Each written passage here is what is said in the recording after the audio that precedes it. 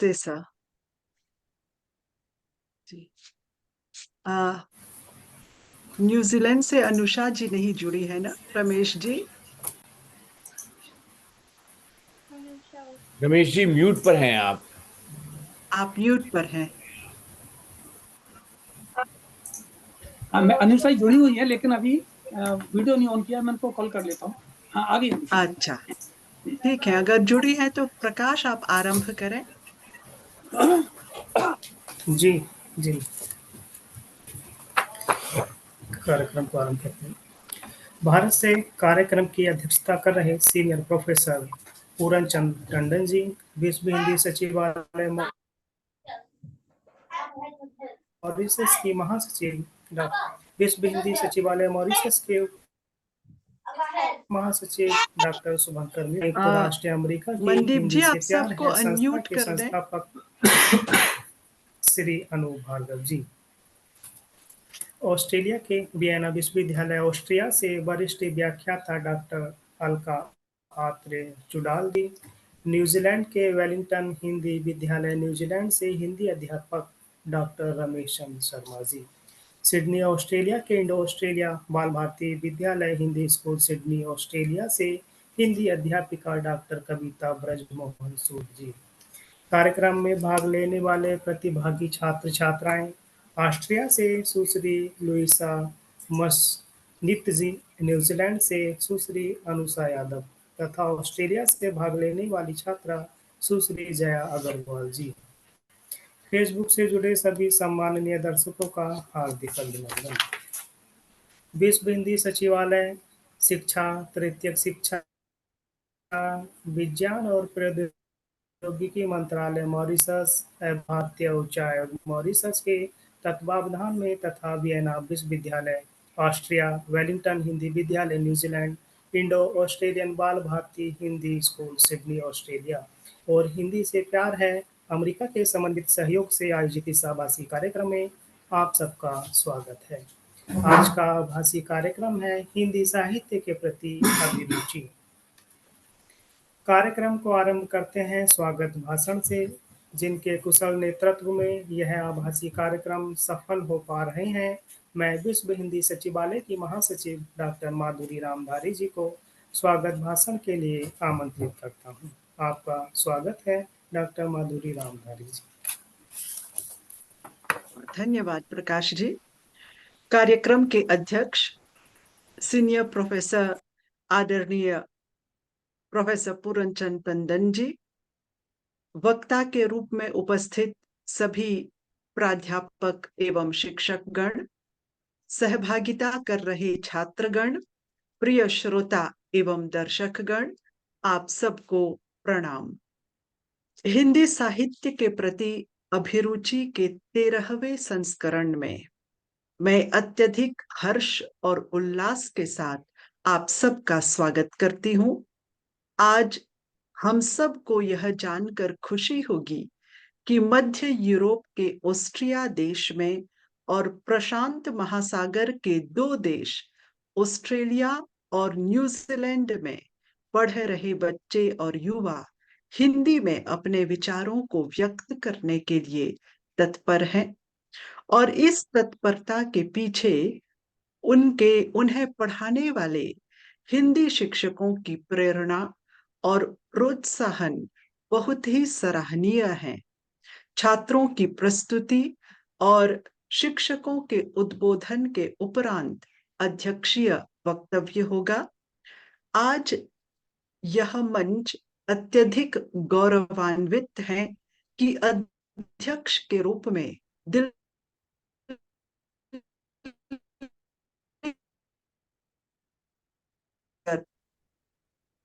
Doctor Puran Chand Tandon ji का शुभाशीष और हिंदी के पठन पाठन संबंधी उपयोगी परामर्श हम सबको प्राप्त होने वाले हैं। हिंदी शिक्षण के विशेषज्ञ प्रोफेसर टंडन जी ने विभिन्न स्तरों पर हिंदी का अध्यापन कार्य किया है और उनके विद्यार्थी आज हिंदी के क्षेत्र में महत्वपूर्ण पदभार संभाल रहे हैं और वे मुक्त कंठ से प्रोफेसर टंडन जी के निराले शिक्षण की सराहना करते हैं। 15 साल पहले मुझे भी पीएचडी के लिए अनुसंधान कार्य करने में प्रोफेसर टंडन जी का प्रभावी मार्गदर्शन प्राप्त हुआ था, जिसके लिए मैं हृदय से कृतज्ञ हूँ। महात्मा गांधी संस्थान मॉरिशस में भी आपने हिंदी प्राध्यापकों को अनुवाद करने और कराने का प्रशिक्षण प्रदान किया था। वह प्रशिक्षण मॉरिशस के सभी हिंदी व्याख्याताओं के लिए अविस्मरणीय है। मैं मान और आदर के साथ प्रोफेसर पूरनचंद टंडन जी का इस कार्यक्रम में स्वागत करती हूँ। ऑस्ट्रिया के वियना विश्वविद्यालय से डॉक्टर अलका अत्रेया चुडल जी हमारे मध्य उपस्थित हैं। मैं सबसे पहले दिल्ली विश्वविद्यालय की सेवानिवृत्त एसोसिएट प्रोफेसर डॉक्टर विजया सती जी के प्रति आभार व्यक्त करती हूँ, क्योंकि उनके सहयोग से ही डॉक्टर अलका जी से मेरा संपर्क हो पाया और विश्व हिंदी सचिवालय के इस आभासी कार्यक्रम में हम वियना विश्वविद्यालय की प्राध्यापिका डॉक्टर अलका जी और उनकी छात्रा कुमारी लुइजा मत्सनिट्स जी की सहभागिता सुनिश्चित कर पाए हैं। मैं डॉक्टर अलका जी और उनकी विद्यार्थिनी का स्वागत करती हूँ। पिछले साल के मई महीने में साउथलैंड हिंदी स्कूल न्यूजीलैंड से अध्यापिका श्रीमती हिमानी मिश्र गालब्रेथ ने और इसी साल के जनवरी महीने में भारत दर्शन न्यूजीलैंड के संपादक श्री रोहित कुमार हापी जी ने सचिवालय के आभासी कार्यक्रम में क्रमिक रूप से भाग लिया था। खुशी की बात है कि 13 महीनों के काल के दौरान तीसरी बार के लिए न्यूजीलैंड की सहभागिता हो रही है और इस बार वेलिंगटन हिंदी स्कूल के वरिष्ठ शिक्षक डॉक्टर योगेश चंद्र शर्मा जी और उनकी प्यारी विद्यार्थिनी कुमारी अनुषा यादव जी का मैं हार्दिक स्वागत करती हूँ। ऑस्ट्रेलिया के इंडो ऑस्ट्रेलियन बाल भारती विद्यालय की समर्पित अध्यापिका डॉक्टर कविता ब्रिजमोहन सूद जी और उनकी विद्यार्थिनी सुश्री जया अग्रवाल जी का तहे दिल से स्वागत है। और ऑस्ट्रेलिया में हिंदी का प्रचार करने में निरंतर संलग्न आदरणीय श्रीमती माला मेहता जी के प्रति मैं आभार व्यक्त करती हूँ, जिनकी सहायता से IABB स्कूल की छात्रा और शिक्षिका को आज हम सुन पाएंगे। इस कार्यक्रम में उपस्थित सभी सम्माननीय अतिथियों का और ऑनलाइन मित्रों का मैं स्वागत करती हूँ। आप सबको नमन है। धन्यवाद।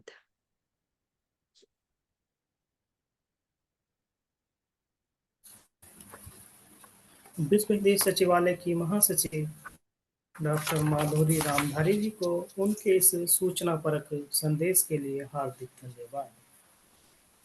सभी वक्ता तथा छात्र प्रतिभागियों से विनम्र निवेदन है कि कृपया निर्धारित समय सीमा का ध्यान रखते हुए अपनी प्रस्तुति दें। आइए आज के कार्यक्रम की पहली छात्रा सुश्री लुइसा मस्नित्ज को सुनते हैं, जो ऑस्ट्रिया से हमारे साथ जुड़ी हैं। आप वियना विश्वविद्यालय ऑस्ट्रिया की छात्रा हैं। आप वर्तमान में आधुनिक दक्षिण एशियाई अध्ययन में मास्टर की पढ़ाई करते हुए हिंदी सीख रही हैं। आपका स्वागत है।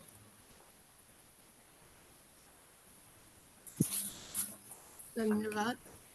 मैं आप सभी को मेरा नमस्कार। मेरा नाम लुइसा है और मैं वियना विश्वविद्यालय की विद्यार्थी हूँ। 2019 से मैं डॉक्टर चुडल की छात्रा हूँ और विश्वविद्यालय में हिंदी की पढ़ाई कर रही हूँ। दरअसल मैंने भारत में काम करते समय ही हिंदी सीखना शुरू किया था। ऑस्ट्रिया लौटने के बाद मैं अपनी हिंदी का ज्ञान बढ़ाना चाहती थी और इसलिए मैंने विश्वविद्यालय में BA में दाखिला लिया। इस विभाग का उद्देश्य विविध शैक्षणिक दृष्टिकोण से दक्षिण एशिया के विविध विषयों का अध्ययन करना और वैश्विक कौशलों में निरंतर सुधार करना मुझे बहुत दिलचस्प लगता है।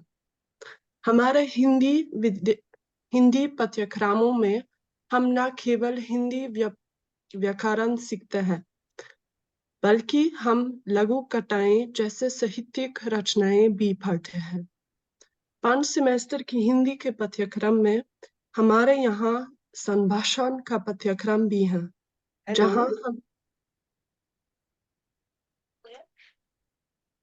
जहाँ हम विभिन्न विषयों पर बात करते हैं।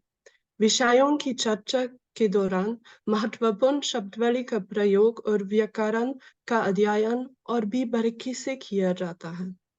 पिछले वर्षों में विभाग में भारतीय व हिंदी यात्रा, साहित्य, हिंदी समाचार पत्र, फिल्में और गाने, शहरी जीवन पर आधारित कहानियां, भारतीय राजनीति, भाषाई परिवर्तन के साथ साथ अन्य विविध विषयों पर अध्यापन किया गया। हमारे विभाग की कक्षाएं सिर्फ हिंदी के विद्यार्थियों के लिए ही नहीं, अपितु अन्य विभिन्न विभागों के छात्रों के लिए भी आकर्षित है। BA प्रोग्राम के अंतिम सेमेस्टर के दौरान हमने विभिन्न भारतीय शहरों के बारे में लघु कथाएं पढ़ी। पुस्तक का नाम विभिन्न बड़े शहरों की कहानियां है। एक जर्मन महिला स्वर्गीय हनेलोरे लुत्ज़के ने इन कहानियों का संग्रह प्रकाशित किया था। इसमें कमलेश बख्शी, प्रियदर्श और मृदुला गर्ग जैसे प्रसिद्ध हिंदी लेखकों की कहानियां हैं। शहरों के रोजमर्रा जीवन की कहानियां पाठक को जिंदगी के अलग अलग पहलुओं के बारे में जानकारी देती हैं। इससे शहर के लोगों के दैनिक संघर्ष और कठिनाइयों के बारे में पता चलता है। मुझे इन कहानियों को पढ़ने में मजा आया क्योंकि ये वास्तविक जीवन से बहुत करीबी से जुड़ी हुई है। प्रामाणिक दृश्य पाठक को वास्तविक दुनिया की झलक दिखाते हैं। कहानियां रोजमर्रा की चुनौतियों का उल्लेख करती हैं, जीवन की छोटी छोटी चीजों पर जोर देती हैं और भारत के बड़े शहरों में जीवन का वर्णन करती हैं। मुंबई, दिल्ली और कोलकाता जैसे प्रमुख शहरों की साहित्यिक चाबियां बनाती हैं। इन लघु कथाओं को आधुनिक हिंदी याद की श्रेणी में रखा जा सकता है। मेरी सबसे पसंदीदा साहित्यिक कृतियों में से एक है तमाश। ये हिंदी उपन्यास विषम सहिनी के द्वारा लिखा गया था। इसकी कथा वस्तु विभाजन की ऐतिहासिक घटना से संबंधित है। तमाश भारतीय इतिहास के एक कठिन दौर की अंतर्दृष्टि प्रस्तुत करता है। लेखन शैली पाठक को उस काल में पीड़ित लोगों की मानसिकता को समझने में मदद करती है। पाठक को उस समय कठिन घटनाओं का चित्र मिलता है। व्यक्ति को ये ज्ञात होता है कि इस काल ने लोगों के जीवन को किस प्रकार प्रभावित किया था। व्यक्तिगत रूप से मुझे ये उपन्यास इसलिए पसंद है क्योंकि इसकी कहानी साधारण लोगों, पहचानों और मानवता के बारे में बताती है। विभिन्न संघर्षों, सफलताओं और ऐतिहासिक विवरणों का सजीव चित्रण कहानी को प्रासंगिक और प्रभावशाली बनाता है। साहित्य के माध्यम से आपको जीवन के क्षणों की जानकारी मिलती है। मुझे वे कहानियां सबसे अच्छी लगती है जो सामाजिक मुद्दों, सांस्कृतिक सामग्री और जीवन के पहलुओं से संबंधित है। इसके अलावा मुझे विशेष रूप से यथार्थवादी कहानियां पसंद है जिनमें लोग विकास से गुजरते हैं। कहानियां पढ़ने से मुझे संस्कृति, इतिहास और लोगों की बेहतर समझ मिली। आशा है कि मैं आपको कार्यक्रम और साहित्य विषयों का अच्छा अवलोकन देने में सक्षम रही हुई। प्रोफेसर चूडल हमारे छात्रों को हर सेमेस्टर में नए विषयों के साथ हिंदी में अपने कौशलों को बेहतर बनाने के लिए प्रेरित करती हैं। ध्यान देने के लिए आप सबका बहुत धन्यवाद।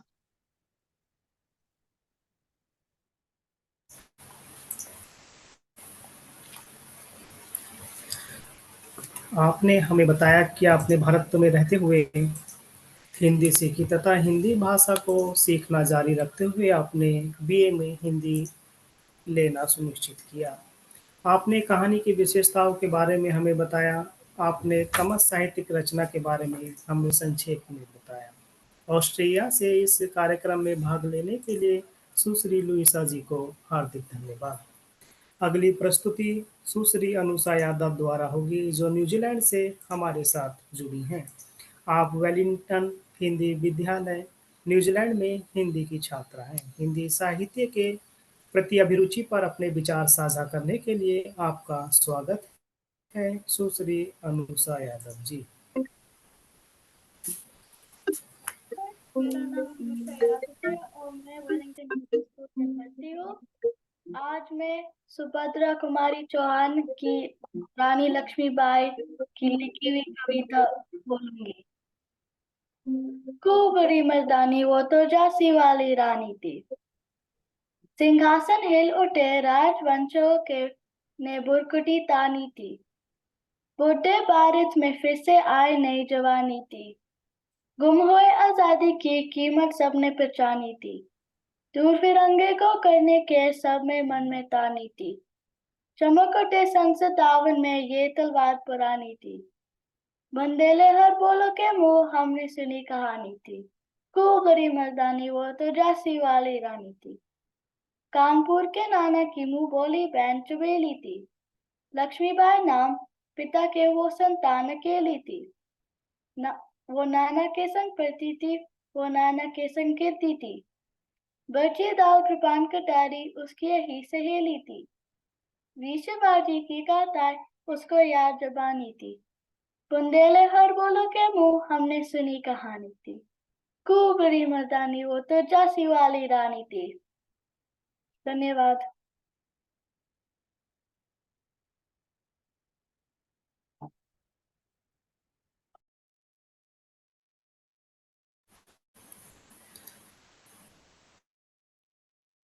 आपने सुभद्रा कुमारी की झांसी की रानी कहानी के बारे में हम सबको बताया। न्यूजीलैंड अनुषा यादव जी को के माध्यम धन्यवाद। अगली प्रस्तुति के लिए आ रही हैं ऑस्ट्रेलिया से सुश्री जया अग्रवाल जी। आप इंडो ऑस्ट्रेलिया बाल भारती विद्यालय हिंदी स्कूल सिडनी ऑस्ट्रेलिया में हिंदी की छात्रा हैं। आपका स्वागत है सुश्री जया अग्रवाल जी। जी धन्यवाद। अम मेरा नाम जय अग्रवाल है। मैं कक्षा 11वीं की छात्रा हूँ और मैंने माला आंटी के द्वारा स्थापित IBEV विद्यालय से हिंदी भाषा की शिक्षा ग्रहण की है। आज मैं आप सबके समक्ष मेरी मनपसंद हिंदी साहित्य रचना के बारे में कुछ कहना चाहूंगी। यह रचना स्वर कोकिला लता मंगेशकर जी के बारे में है और यह एक पुस्तक है जिसका शीर्षक है लता सुरगाथा। 2 मिनट रुक यह जाओ पुस्तक मेरे लिए बहुत महत्व जी अ, अच्छा, यह पुस्तक मेरे लिए बहुत महत्वपूर्ण है। ऐसा इसलिए क्योंकि मुझे लता मंगेशकर जी बहुत पसंद है। वो मेरी प्रिय गायिका हैं और मुझे उनके जीवन और उनकी कार्यकृति के विषय में सीखना बहुत रुचिकर लगता है और तो और उनके जीवन से मुझे बहुत प्रेरणा भी मिलती है। लता मंगेशकर जी ने ना केवल संगीत की दुनिया अपितु हिंदी साहित्य में भी अपनी मधुर वाणी से एक अमिट छाप छोड़ी है। उनकी उनकी कर्णप्रिय और भावपूर्ण गीतों में एक साहित्यिक गहराई है जो हमें जीवन की गहन अर्थ को समझाने का प्रयत्न करती है। लता मंगेशकर जी ने अनेकों महान गीतकारों जैसे कि गुलजार, अम, साहिर लुधियानवी, आनंद बख्शी के लिखे हुए गीतों को अपनी वाणी से सुसज्जित किया है। इन गीतकारों ने अपने शब्दों के उपयोग से जो अद्भुत कविताएं लिखी, उन्हें लता जी की वाणी ने भाव, सौंदर्य और प्रेम से भर दिया। लता मंगेशकर द्वारा गाया हुआ उनका एक गीत "ऐ मेरे वतन के लोगों" हम सब भारतीयों के हृदय को छू लेता है और साहित्यिक रूप से हमें देश प्रेम का संदेश भी दे जाता है। यह साहित्यिक गहराई हमें इतिहास की गहराई में दे जाता है। लता जी ने ऐसे अनेकों गीत गाए हैं जिनके द्वारा हम बहुत कुछ सीख सकते हैं।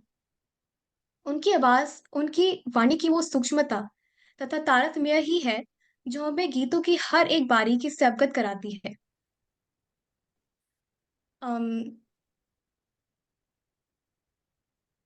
और उनके संघर्ष और हिंदी सिनेमा की सफलता से हमें उनकी हिंदी सिनेमा में सफलता से ये प्रमाणित होता है कि महिलाओं में पूर्ण क्षमता है कि वह समाज में अपनी भूमिका को परिभाषित कर सकती हैं।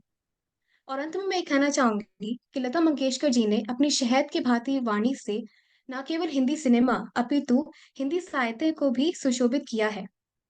उनके गाए हुए गीत साहित्यिक विरासत बन सदैव हम सबको संगीत और शब्दों की महत्वपूर्णता का आभास कराते रहेंगे। धन्यवाद।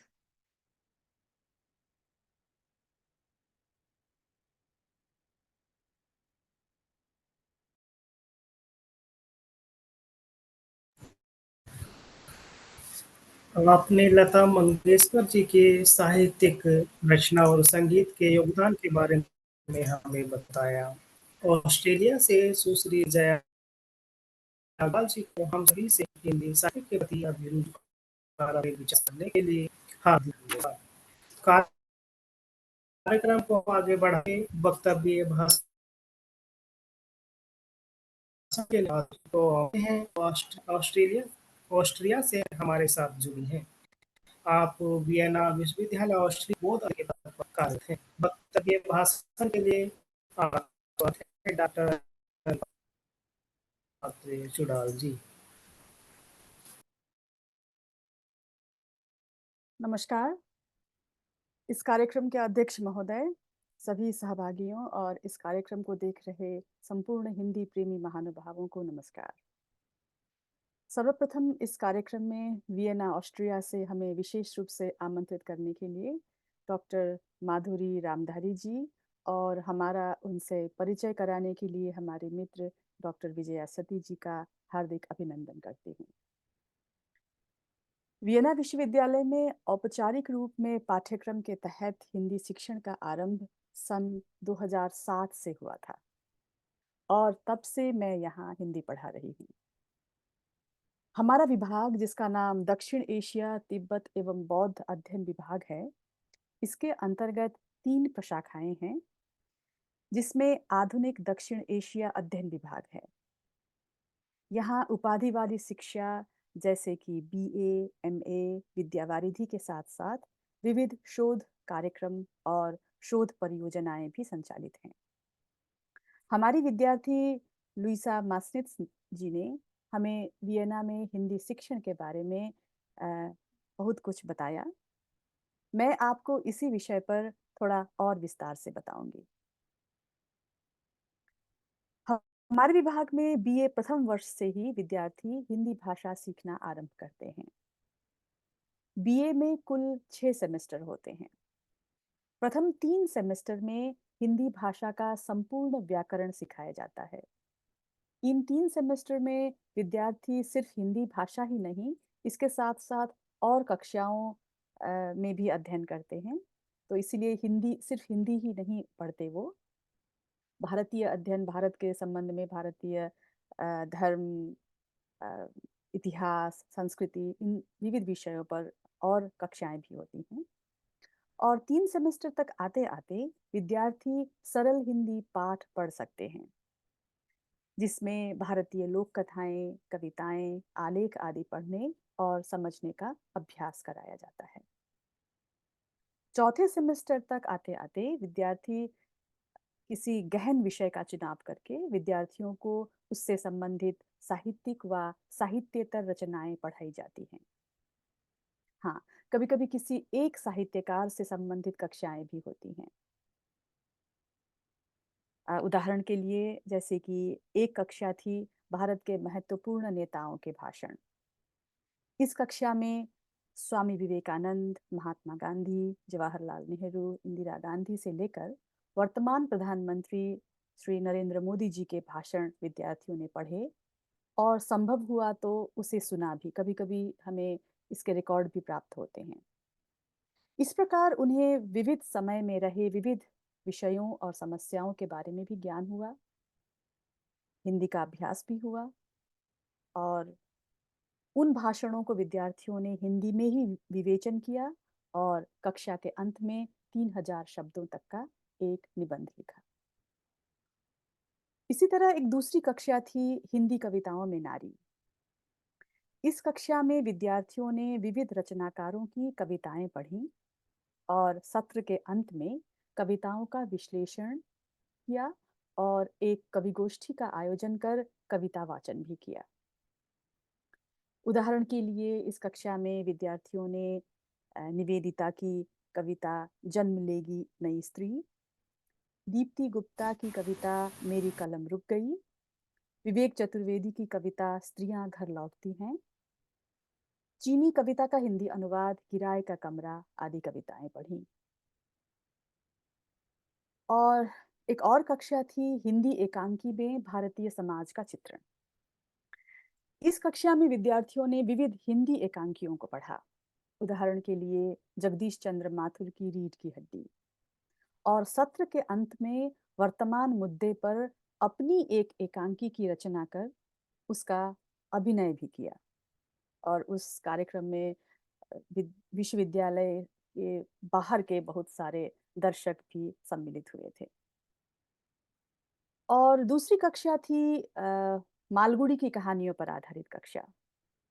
इस कक्षा में विद्यार्थियों ने मालगुडी की कहानियां पढ़ी और टीवी पर दिखाए गए धारावाहिकों में उनका अभिनय भी देखा और सत्र के अंत में विद्यार्थियों ने अपनी एक मौलिक कहानी लिखकर एक वीडियो फिल्म भी बनाई और उसका प्रदर्शन किया गया। कभी कभी हम कक्षा में समाचार पत्रों का भी अध्ययन करते हैं। सिर्फ नए समाचार पत्र नहीं बल्कि पुराने समाचार पत्र भी। उदाहरण के लिए मैं आपको बताऊं, प्रथम विश्व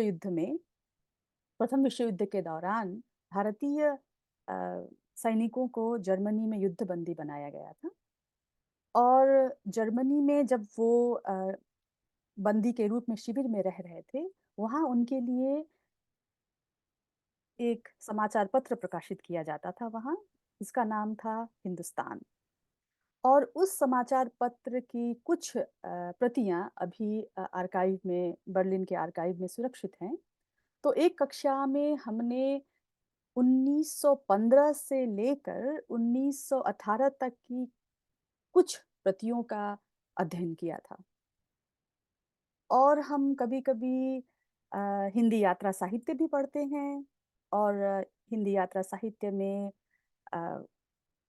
फिर से 1915 में सत्यदेव परिव्राजक की अमेरिका की कहानी, अमेरिका की यात्रा की कहानी, उसके बाद वे वियना भी आए थे और वियना के बारे में उन्होंने क्या लिखा वियना की यात्रा के बारे में।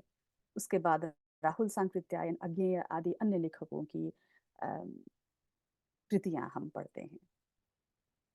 उसके बाद जैसे कि लुइसा जी ने बताया, भारतीय शहरों के बारे में लिखी गई कहानियां हम पढ़ते हैं, जैसे कमलेश्वर जी की कहानी दिल्ली में एक मौत, भगवती चरण वर्मा की कहानी दो बांके।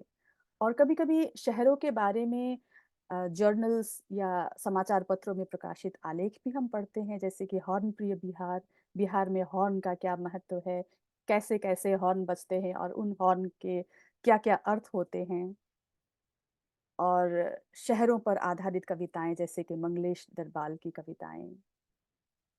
और फिर कभी कभी हम बदलती हिंदी के बारे में भी पढ़ते हैं, जैसे कि हिंदी किस तरह भाषा का परिवर्तन हो रहा है और आज के युवा कैसी हिंदी का प्रयोग करते हैं। युवा रचनाकारों द्वारा लिखित हिंदी, इसके लिए सिर्फ रचनाएं ही नहीं, हम अंतर्वार्ताएं भी देखते हैं या सुनते हैं। और विद्यार्थी कैसे ब्लॉग्स लिखते हैं, आजकल इंटरनेट में बहुत ज़्यादा प्रचलन है। तो युवा वर्ग की हिंदी कैसी है, युवाओं की हिंदी कैसी है। और आजकल बहुत ज़्यादा कोड मिक्सिंग, कोड स्विचिंग का प्रयोग किया जाता है हिंदी संभाषण में। तो हम इन चीज़ों का भी अवलोकन करते हैं। और हिंदी आत्मकथाओं के बारे में भी हम अध्ययन करते हैं। और विभिन्न हिंदी आत्मकथाएं, महिलाओं की आत्मकथाएं या फिर राजनीतिक नेताओं की आत्मकथाएं। और जैसे कि लुइसा जी ने हमें बताया, यहाँ हमारे विभाग में न केवल हमारे विभाग के विद्यार्थी अपितु अन्य विभागों से भी विद्यार्थी आते हैं। और उनका उद्देश्य होता है भारत के बारे में बहुत ज़्यादा जानकारी लेना, ज़्यादा ज्ञान प्राप्त करना। और इसके साथ साथ उनका उद्देश्य होता है उनके अपने एमए और विद्यावारिधि की थीसिस में होने वाले भारतीय अध्ययन में जो वो स्थलगत अध्ययन करते हैं, भारत में जा कर के जो सामग्री संकलन करते हैं, अगर वो सामग्रियाँ हिंदी भाषा में होती हैं तो उनको और अच्छी तरह समझने के लिए वो हमारे विभाग में आते हैं। तो हमारा उद्देश्य ये रहता है कि जो विद्यार्थी हमारे विभाग में आता है उसको हिंदी भाषा बोलने, समझने, लिखने, पढ़ने, इन चारों विधाओं में उसका अ, कौशल बढ़े, उसका ज्ञान हो और वो अ, स्वतंत्र रूप से इन चारों विधाओं का प्रयोग कर सके, अपना कौशल उसमें दिखा सके, ये हमारा उद्देश्य रहता है। तो इस तरह हमारे विभाग में हम सिर्फ जैसे कि हम सोचते हैं आजकल तथाकथित साहित्य पर ही केंद्रित न रहकर हम विविध विषयों का चुनाव करके और विद्यार्थियों को अ, ये विषय कैसे उनके लिए रोचक हो सकते हैं, कैसे उनका आकर्षण हिंदी में बढ़ता है, हम इस विषय पर ज़्यादा ध्यान देते हैं। और आजकल जैसे कि बॉलीवुड भी बहुत ज़्यादा लोगों को पसंद है, तो हम कभी-कभी फ़िल्मों का भी विषय से संबंधित फ़िल्मों का भी अध्ययन करते हैं, या गानों के माध्यम से भी हम हिंदी भाषा प्रशिक्षण का गानों का भी हिंदी भाषा प्रशिक्षण में प्रयोग करते हैं। जैसे कि कोई व्याकरण किसी संदर्भ में, व्याकरण के किसी संदर्भ में किसी गाने का उदाहरण लेकर के हम कक्षा में उस गाने को भी देखते हैं, जिससे हमको हमारी रुचि हिंदी अध्ययन में और ज़्यादा बढ़ती है। तो इस तरह हम वियना में हिंदी सिखाते हैं। और मुझे ये कहते हुए बहुत गर्व महसूस होता है कि अ, हमारे विश्वविद्यालय में हिंदी विद्यार्थियों का बहुत अच्छा रुझान है। और बहुत ज़्यादा विद्यार्थी हिंदी के प्रति आकर्षित हैं और बहुत खुशी से वे हिंदी सीखते हैं। और बहुत अच्छी प्रगति भी उन्होंने हिंदी में की है। तो आपके आपकी इस रुचि के लिए आप सबको धन्यवाद देते हुए मैं अपना वक्तव्य यहीं समाप्त करती हूँ।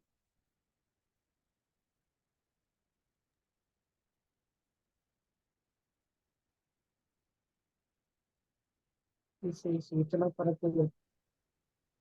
वक्तव्य के लिए ऑस्ट्रिया से डॉक्टर अल्फा चुडाल जी को बहुत बहुत शुक्रिया। अगले वक्तव्य भाषण के लिए हम डॉक्टर रमेश चंद्र शर्मा जी को आमंत्रित करते हैं, जो न्यूजीलैंड से हमारे साथ जुड़ते हैं। आप वेलिंगटन हिंदी विद्यालय न्यूजीलैंड में 15 वर्षों तक योग स्नातक में हिंदी अध्यापक के पद पर कार्यरत हैं। वक्तव्य भाषण के लिए आपका स्वागत है डॉक्टर रमेश चंद्र शर्मा जी।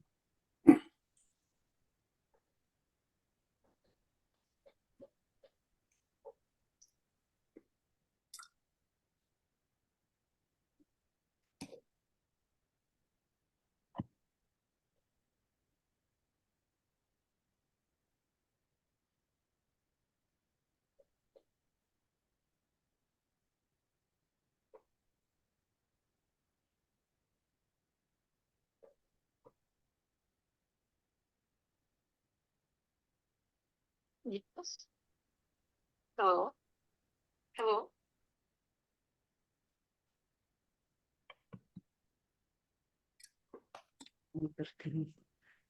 हाँ, डॉक्टर रमेश, हाँ, आवाज नहीं आ रही है। शायद आप अनम्यूट हैं। अपने आप को, शायद आप म्यूट हैं, अपने आप को अनम्यूट करें। मैं सबसे पहले मैं अपना परिचय दे देता हूँ। मेरा नाम रमेश शर्मा, मूल निवासी मेरा भारत में मथुरा, यहाँ श्री कृष्ण और श्री राधा जी की जन्मभूमि है, वहां से मेरा जन्म हुआ। और मैंने जॉब आरंभ किया हरिद्वार में, गंगा जी के किनारे हरिद्वार नगर है, वहां पर एक बीएचईएल कारखाना है, वहां से मैंने जॉब आरंभ किया और वहां से मैं रिटायर हुआ। रिटायर होने के बाद मैं अपने बेटे के साथ 2011 में न्यूजीलैंड आया। यहाँ पर भारतीय उच्चायोग ने एक योगा डे पर एक आयोजन किया था, तो वहां पर मेरा सुनीता जी से परिचय हुआ, जो यहाँ हिंदी स्कूल चलाती थी, उनसे परिचय हुआ। उन्होंने मेरे से आग्रह किया कि मैं उनके साथ हिंदी स्कूल से उनका सहयोग करूं, और तब से लेकर के आज तक मैं हिंदी स्कूल से जुड़ा हुआ हूं और अपने आप को बड़ा गौरवान्वित अनुभव करता हूं कि मैं इतने अच्छे पवित्र कार्य में लगा हुआ हूं। अब मैं बात करता हूं न्यूजीलैंड में भारतीयों की और हिंदी भाषा के बारे में। तो न्यूजीलैंड की कुल आबादी लगभग 52 लाख के लगभग है, 52 लाख है। और यहाँ पर अप्रवासी भारतीय बहुत सारे देशों से हैं। भारत के अलावा फिजी से हैं, साउथ अफ्रीका से हैं, यूके से हैं, इस तरह कई देशों से भारतीय हैं। तो यहाँ पर न्यूजीलैंड की कुल आबादी का 5% हमारे भारतीय रहते हैं न्यूजीलैंड में। और माफी चाहूंगा बीच में, प्रकाश जी आप रमेश जी को फोकस करेंगे? अभी वो अलका जी पे स्पॉटलाइट है, तो या तो उसे हटा दें आप। थोड़ा सा सर तकनीकी वो चल रही है थोड़ा सा सर अभी। अच्छा, नहीं, इनको लैपटॉप। आप ना स्पॉटलाइट किया हुआ है शायद आपने, तो वो जी जी सर। स्पॉटलाइट आप हटाएंगे तो वो रमेश जी अपने आप आ जाएंगे स्क्रीन पे। जी सर तब। नहीं, ये तो आपने अपने आप को अनहाइड कर दिया। आप स्पॉटलाइट हटाएंगे तो वो अपने आप आ जाएंगे, या आप मुझे मॉडरेटर बना दीजिए, मैं देख लूंगा उसको फिर। सर अनूप सर, मनदीप बात कर रहा हूँ। हाँ, मनदीप जी। जी, आज थोड़ा लैपटॉप में तकनीकी समस्या है, तो वो भी रिस्टार्ट हो रहा है सर, इसलिए 2 मिनट लगेंगे। मोबाइल से मैं कर नहीं पा रहा हूँ, मोबाइल अच्छा, से भी आप मुझे मॉडरेटर बना सकते हैं या?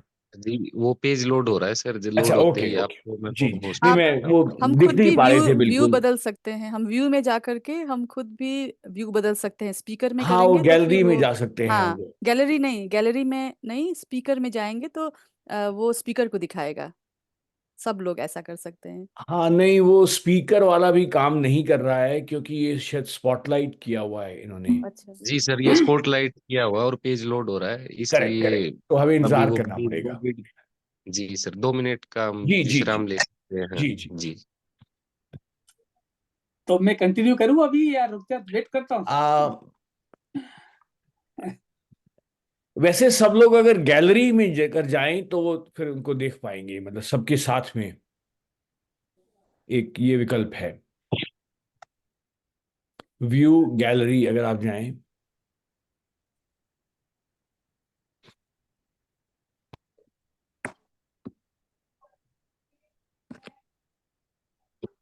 ठीक है,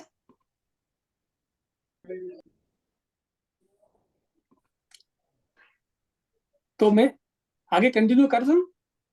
हाँ हाँ, कीजिए कीजिए।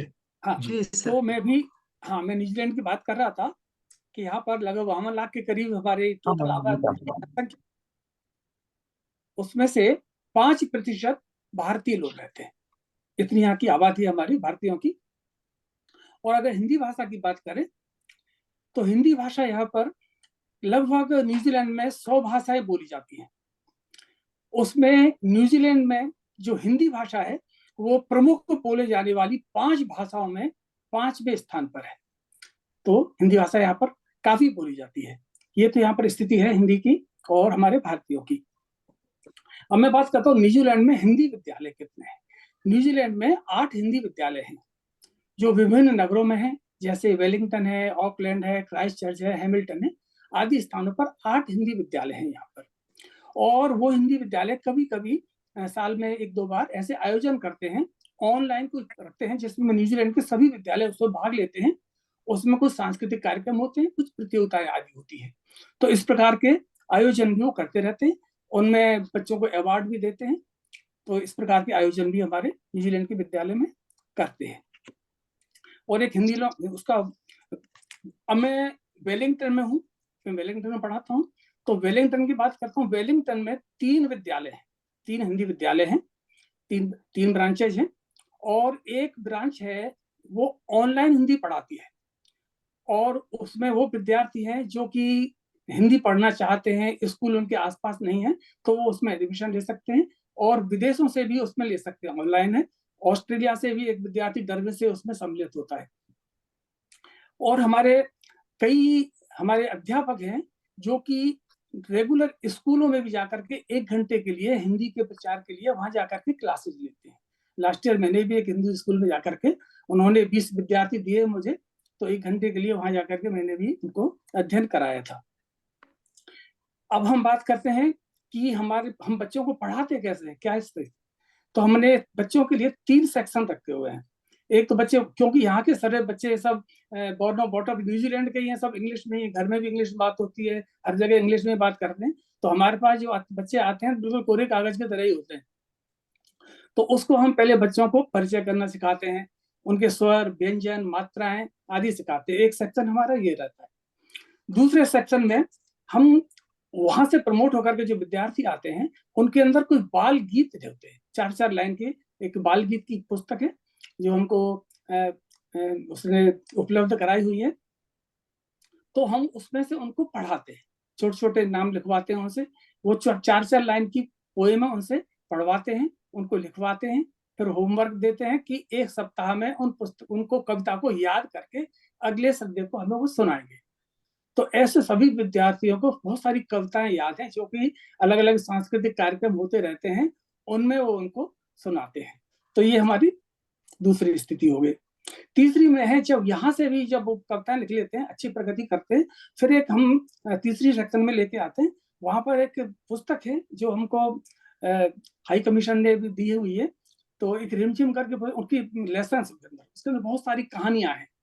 उन कहानियों को हम पढ़वाते पहले उनसे, और उनको सुंदर सुंदर सुलेख में लिखवाते हैं, और उनको होमवर्क देते हैं। तो नेक्स्ट संडे को वो सुंदर सुंदर लिख करके, और उनके जो चित्र बने हुए हैं, चित्र भी बना करके हमको ला करके दिखाते हैं। तो इस तरह से 3 सेक्शन हमने बना रखे हैं।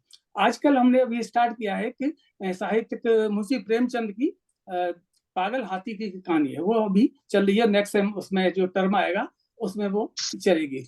तो इस तरह से हम उसको बच्चों को पढ़ाते रहते हैं। और हमारे साल में 1 बार हम अपना स्कूल का वार्षिक उत्सव मनाते हैं और हिंदी दिवस मनाते हैं।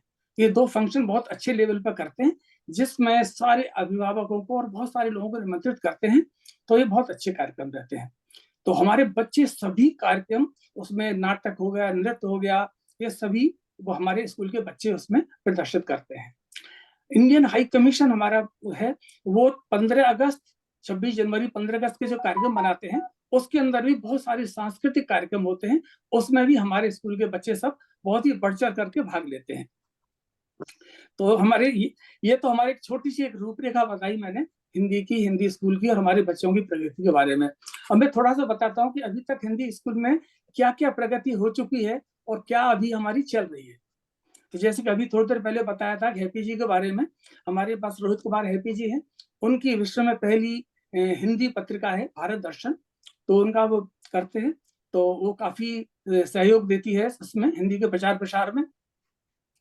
2019 में सुनीता जी ने और डॉक्टर पुष्पा गुड जी हैं, उन्होंने एक संस्था की स्थापना की थी, भारतीय भाषा एवं शोध संस्थान। तो इनका भी कार्यक्रम रहता है, वो टीचर्स के लिए अलग से रखते हैं। तो ये भी बहुत ही हिंदी के प्रसार में काफी लाभदायक सिद्ध होता है। अच्छा, जैसे मैंने पहले बताया था कि हमारे अधिकतर बोले जाने वाली भाषाओं पे हिंदी का 5वां स्थान है, ऐसा मैंने बताया था। तो हिंदी का 5वां स्थान है, लेकिन यहाँ के स्कूलों में हिंदी पढ़ाई नहीं जाती। 5 भाषाएं पढ़ाई जाती हैं, लेकिन उसमें हिंदी का स्थान नहीं है। तो इसके लिए सुनीता जी भी और बहुत से लोगों ने बहुत ही प्रयास किए। तो 2021 में यहाँ की संसद में एक बिल पारित हुआ था। उस बिल में ये प्रावधान था कि हिंदी को न्यूजीलैंड के स्कूलों में पढ़ाया जाए, लेकिन हमारा दुर्भाग्य से वो बिल उसमें पास नहीं हो पाया, ऐसा रहा। फिर चौथा है कि हमारा जो भारतीय उच्चायोग है, ये हमको बहुत सहयोग करता है, हिंदी के विस्तार में प्रचार में बहुत सहयोग करते हैं। ये हमको पाठ्य पुस्तकें भी उपलब्ध कराते हैं और हमें जितनी भी सामग्री भी चाहिए होती है हिंदी स्कूल के लिए, उसके लिए बोला होगा जो भी सामग्री चाहिए आप हम बताइए, हमें उपलब्ध कराते हैं। और हमारे सांस्कृतिक कार्यक्रमों के लिए अपने उच्चायोग में एक मंच दिया हुआ है कि आपको जब भी कोई कार्यक्रम करना हो यहाँ आकर के आप कार्यक्रम करें, और उसकी भी सारी व्यवस्था वही करते हैं। उसमें जलपान वगैरह का भी ये सारा पूरे व्यवस्था भारतीय उच्चायोग करता है। तो ये भी एक बड़ी अच्छी सुविधा दी हुई है। तो इतनी हिंदी की प्रगति में इतने सुखद अनुभवों के साथ एक विचारणीय विषय भी है। वो विचारणीय विषय ये है कि जब हमारी भारतीयों की संख्या इतनी अधिक है, 5% है यहाँ पर, उसके अनुपात में हमारे पास जो विद्यार्थी आते हैं उनकी संख्या बहुत कम होती है, उसमें अनुपात बहुत ही कम होती है। तो एक विचारणीय विषय है कि हम इसमें अभिभावक को क्या हुआ ऐसे क्या कान के लगी छुट्टियां मारी नौकरी लगी। म्यूट कर दें आप सबको। हाँ सबको। तो ये सब इस प्रकार से एक विषय है कि हम कैसे अभिभावक को क्या हमको दिया जाए कि वो अपने बच्चों को भेजे, क्योंकि यहाँ के बच्चे सब इंग्लिश में ही सब बातें करते हैं, सब जगह इंग्लिश ही रहती है। तो एक तो ये विचारणीय विषय है। दूसरा ये है कि जब मुझे याद है कि प्रयाग में जैसे हमारा ये विश्व हिंदी सचिवालय मॉरिशस है, इसी बात पर वहां पर विश्व हिंदी सम्मेलन एक संस्था हुआ करती थी। वो घर बैठे हुए प्राइवेट ही एक डिग्री वो दिया करते थे, सर्टिफिकेट दिया करते थे, और उनको भारत सरकार की 8वीं की 10वीं उनके बराबर मान्यता प्राप्त होती थी। तो ऐसे कोई संस्था हो जो कि हमारे बच्चों को 5वीं का 8वीं का कोई सर्टिफिकेशन दे सके कि हाँ भाई इसने 5वीं पास कर ली है, तो एग्जाम वगैरह ऑनलाइन एग्जाम लें। ऐसी अगर संस्था हो तो इसके ऊपर कुछ विचार करने की आवश्यकता है, थोड़ी विचार करें। तो अब मैं अंत में कहूंगा कि मैं धन्यवाद करना चाहूंगा कि हमारी हिंदी स्कूल की कार्यकारिणी जो कि बहुत सहयोग देती है, हमारे सभी अभिभावक, हमारे जितने भी कार्यक्रम होते हैं उसी में सब बहुत बढ़ चढ़ करके भाग लेते हैं, और हमारे सारे अध्यापक वो भी बहुत मेहनत से काम करते हैं, जिनके अटूट प्रयास से हम इस दैवीय और पवित्र कार्य को प्रगति की ओर ले जाने में सक्षम हो पा रहे हैं। और मैं धन्यवाद दूंगा विश्व हिंदी सचिवालय को एवं माधुरी जी को कि उन्होंने हमें आमंत्रित किया यहाँ पर न्यूजीलैंड की तरफ से, और मैं अपने विचार आपके समक्ष प्रस्तुत कर सका। धन्यवाद। इस ज्ञानवर्धक वक्तव्य के लिए न्यूजीलैंड से डॉक्टर रमेश चंद्र शर्मा जी को बहुत बहुत धन्यवाद। अगले वक्तव्य भाषण के लिए हम आमंत्रित करते हैं ऑस्ट्रेलिया से डॉक्टर कविता ब्रजमोहन सूद जी को। आप 2019 से इंडो ऑस्ट्रेलिया बाल भारती विद्यालय हिंदी स्कूल ऑस्ट्रेलिया में हिंदी पढ़ा रही हैं। आपने विज्ञान के क्षेत्र में डायरेक्टरेट की डिग्री प्राप्त की तथा आपने कानून की भी डिग्री ली है। आप एक उत्कृष्ट शिक्षिका हैं। विद्यार्थियों के प्रति आपका दृष्टिकोण उनके सर्वांगीण विकास एवं शैक्षिक उत्कृष्टता को सबल देता है। आपको स्विट्जरलैंड द्वारा Swiss certificate in hotel management, USA द्वारा वुमेन ऑफ द ईयर 2000 से सम्मानित किया गया है। National council for metro citizens नई दिल्ली द्वारा सर्वश्रेष्ठ नागरिक पुरस्कार से सम्मानित किया गया है। आपने कई राष्ट्रीय एवं अंतर्राष्ट्रीय गोष्ठियों में अपना संशोधन कार्य प्रस्तुत किया। आप कर्म में विश्वास रखती हैं। वक्तव्य भाषण के लिए आपका स्वागत है डॉक्टर कविता ब्रजमोहन सूद जी।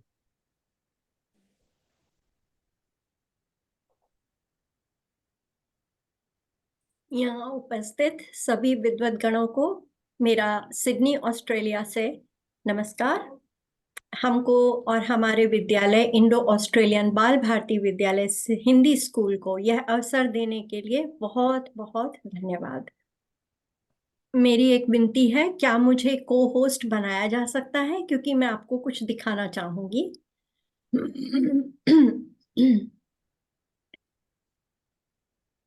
क्या आप मुझे को होस्ट हाँ, बना जी मनदीप जी। जी मैम, धन्यवाद। 1 मिनट दीजिएगा, 1 मिनट प्रतीक्षा जी कीजिएगा। जी जी धन्यवाद, कोई बात नहीं।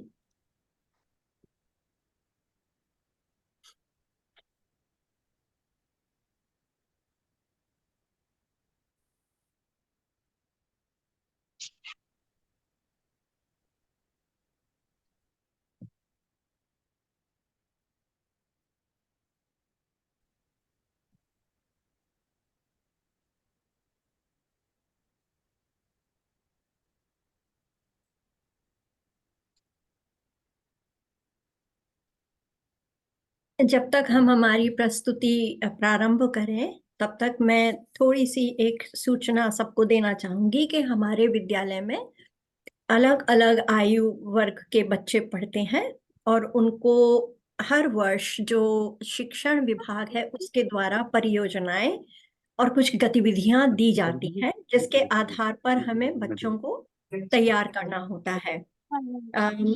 उसी के विषय में हमने बच्चों को जैसे तैयार करते हैं, जो हम पढ़ाते हैं वो मैं आपके सामने दिखाना भी चाहूंगी कि बच्चों ने किस प्रकार तैयारी की है और हमने उनको क्या पढ़ाया है। क्या ये संभव हो पाएगा कि मुझे होस्ट बनाया जा सके?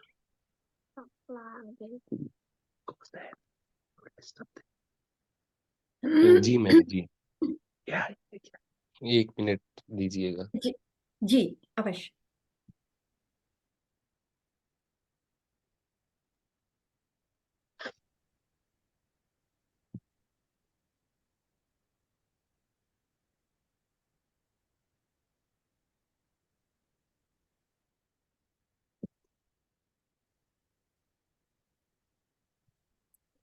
हमारे जो विद्यार्थी हैं हाँ जी वो मैम, क्षमा करें 1 सेकंड, मैं अनूप सर को कहना चाहूंगा, उनको को होस्ट बना दिया है, वो कर सकते हैं। यहाँ पे आज थोड़ा तकनीकी समस्या ज्यादा चल रही है लैपटॉप में ना, इसलिए ये मैं मनदीप जी जी, मैं देखता हूँ, है ना, जी मैंने सर उनको आपको स्पॉटलाइट तो कर दिया है, तो हम आपको देख सकते हैं। जी को धन्यवाद। होस्ट भी, मैंने आपको को होस्ट भी कर जी दिया है जी सर। जी जी जी, मुझे 1 मिनट दीजिए आप।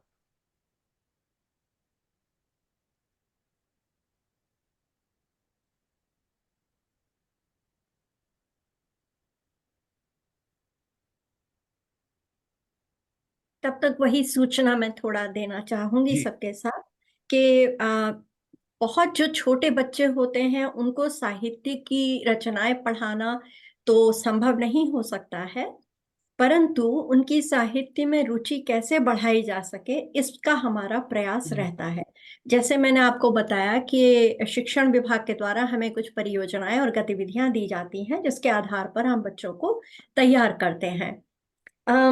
मान लीजिए कि हमें उन्हें कोई एक परियोजना हमें दी गई थी जैसे उत्सव और त्योहार, तो उसके विषय में यदि हम उन्हें पढ़ाना चाहें तो बहुत बड़ी बड़ी साहित्यिक रचनाएं भी हैं। उदाहरण के लिए मैंने वसंत उत्सव चुना था, तो उसमें तो कथा सरिता सागर, वात्सायन जी की रचनाएं, कालिदास जी की मालविका अग्निमित्रा, श्रीहर्ष जी की रत्नावली और बहुत सी रचनाएं हैं, लेकिन ये हमें कुछ अधिक सहायक नहीं हो सकती हैं क्योंकि छोटे बच्चों को यदि हमें सिखाना है तो पहले उनकी रुचि उसमें जागृत करनी होगी। अब सुमित्रा नंदन पंत जी की कई कविताएं हैं वसंत से संबंधित, जैसे कि वसंत श्री, उनकी बहुत ही हृदय स्पर्शी कविता है। उस फैली हरियाली में कौन अकेली खेल रही माँ, वह अपनी वैबाली में सजा हृदय की थाली में। परंतु छोटे बच्चों को यह इस ऋतु के विषय में, इस वसंत के उत्सव के विषय में समझाने के लिए हमें कोई और मार्ग अपनाना पड़ेगा।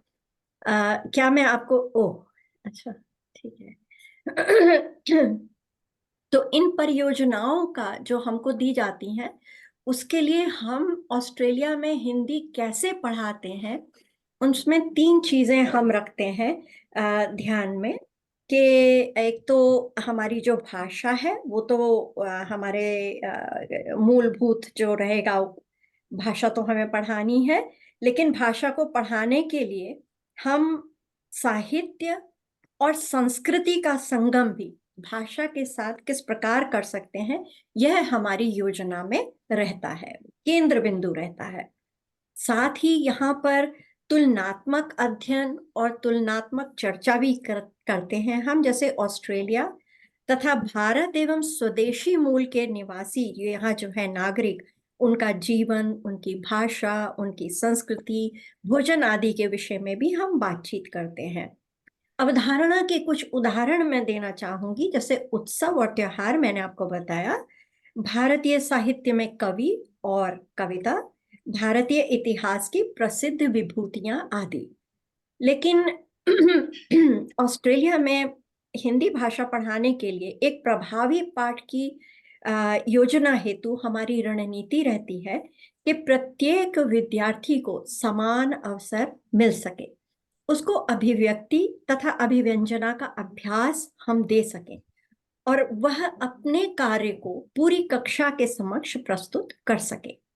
इसलिए हमारी जो एक सबसे सफल अवधारणा रही है वो है बैकवर्ड मैपिंग, कि हम जो चाहेंगे कि हमारा आउटकम क्या हो उसको ध्यान में रखते हुए हम पीछे की तरफ स्टेप्स लेते हैं और बच्चों को वहां से सिखाना शुरू करते हैं। सीखने हेतु गतिविधियां रहती हैं, काव्य पठन और कविता के कवि का परिचय। कई बच्चों को खुद भी लिखने का शौक रहता है तो स्वरचित कविताओं को प्रोत्साहन हम देते हैं। उत्सव संबंधित नृत्य और लघु नाटिका आदि भी हम बच्चों के द्वारा करवाते हैं। उससे उनको काफी रुचि जागृत हो पाती है। पाठ सीखने हेतु गतिविधियों का यदि हम मंथन करें तो उसमें स्वयं के बनाए गए संसाधन जैसे डिजिटल स्टोरीज हैं, प्रस्तुतियां हैं, प्रेजेंटेशंस हैं, कुछ खेल द्वारा सीखना जैसे कहूट है या क्रॉसवर्ड पहेली है और अंतर पहचानो जैसे खेल हैं, या फिर ट्विंकल संसाधन है। हमारे यहाँ सिडनी इंस्टीट्यूट का एक ओपन लैंग्वेज पोर्टल है जिसके द्वारा भी हम बहुत से संसाधनों के द्वारा हम बच्चों को पढ़ा सकते हैं। तो हमारे पाठ का जो समापन रहेगा इन परियोजनाओं और गतिविधियों पे आधारित, तो हमने पिछले वर्ष जो किया था, जैसे मैंने आपको उदाहरण दिया कि हमने वसंत उत्सव के ऊपर अपना शीर्षक लेकर के उससे हमने बच्चों को पढ़ाया था। तो जो छोटे बच्चे थे उनके भीतर रुचि जगाने के लिए हमने 2 नृत्य उनको सिखाए थे जो वसंत के ऊपर आधारित थे। और जो बड़े बच्चे थे उन्होंने एक दूरदर्शन के कार्यक्रम का आयोजन किया था। इसी प्रकार यहाँ की जो यूनिवर्सिटी है उसमें न्यू साउथ वेल्स की यूनिवर्सिटी, उसमें गांधी जयंती पर बच्चों ने गांधी और दांडी यात्रा पर एक लघु नाटिका भी प्रस्तुत की थी। और हिंदी दिवस पर कई बच्चे स्वरचित कविताओं का पाठ भी करते हैं। तो हमारे विद्यालय में सभी बच्चों को समान अवसर दिए जाते हैं कि जो बच्चा जिस गति से बढ़ना चाहे वो कर सकता है। क्या मैं अब दिखा सकती हूँ अपना आउटकम? कविता जी, जी वो मनदीप उन्होंने मुझे को होस्ट बना दिया है, लेकिन मैं आपको को होस्ट नहीं बना सकता, वही अच्छा, बना कोई कोई कोई कोई कोई बात नहीं है, कोई बात नहीं है, क्योंकि मैं बहुत ही वो रुचिकर लगता आपको जो मैं लेकर आई थी आपके सामने कि बच्चों ने जिस प्रकार तैयारी की थी। तो लेकिन हम सभी शिक्षक हमारे विद्यालय में ये मानते हैं कि यह आवश्यक है कि हम क्या पढ़ा रहे हैं बच्चों को, लेकिन उससे भी अधिक महत्वपूर्ण ये है कि एक शिक्षक क्या है, क्योंकि शिक्षक का जो व्यक्तित्व है वो उसके शिक्षण में अभिलक्षित होता है, वो दिखाई देता है और बच्चे उससे भी रुचि लेने लगते हैं, उससे भी प्रभावित होते हैं और हिंदी भाषा के प्रति सीखने को वो महत्व देते हैं। साथ ही जैसे छोटी छोटी गतिविधियां भी हम करवाते हैं कि छोटे बच्चों को विशेषकर कि जब वो थोड़ा हिंदी बोलना सीख जाते हैं तो अपने परिवार के किसी भी एक व्यक्ति के साथ हिंदी में वो कुछ वार्तालाप करें और उसको 1 मिनट का हम समय देते हैं, उसको वो रिकॉर्ड करें और वो सब बच्चों के साथ साझा करें। जैसे हमने उत्सव और नृत्य के विषय में करवाया था तो बच्चों ने अपने दादाजी से या अपने मामा जी से उनसे बातचीत की और वो 1 मिनट की रिकॉर्डिंग को हम सबको सुनवाया। तो ये बहुत ही रुचिकर था और उनके परिवार के लोगों को भी बहुत आनंद हुआ कि उनके बच्चे उनके साथ अब हिंदी में बात कर रहे हैं, उनको कई सूचनाएं दे रहे हैं, भारत के विषय में इतना कुछ सीख रहे हैं। मैं डॉक्टर माला मेहता जी, जो हमारे इंडो बाल भारतीय विद्यालय की प्रधानाचार्य हैं, संस्थापक हैं, तथा डॉक्टर माधुरी जी को भी बहुत बहुत धन्यवाद देना चाहूंगी कि उन्होंने हमको ये अवसर दिया कि हम आपके साथ ये साझा कर पाए कि हम ऑस्ट्रेलिया में हिंदी भाषा को किस प्रकार पढ़ा रहे हैं। यदि मुझे ये अवसर मिल पाता कि मैं आपको वो 2 मिनट की कुछ चीजें दिखा पाती जो बच्चों ने तैयार की हैं, तो आपको बहुत अधिक प्रसन्नता होती। कविता धन्यवाद। जी, अगर आप चाहें तो मुझे भेज दें, मैं उसको शेयर कर सकता हूँ। मैं आपको कैसे भेज सकती हूँ चैट भाई साहब? बॉक्स में भेज सकती हैं या व्हाट्सएप से भेज सकती हाँ, हैं। अच्छा, तो थोड़ा सा चलिए हाँ। मैं कोशिश करती हूँ। वैसे जी जी, मैंने पहले ही मेरे ख्याल विनती से की थी कि अगले वक्ता को हम ले लेते हैं, फिर हम जी अगर संभव हुआ तो फिर हम जी अंत में उसको शेयर कर लेंगे। जी, आपका अवश्य अवश्य, जी अवश्य। बहुत रोचक रहा आपका वक्तव्य। धन्यवाद धन्यवाद।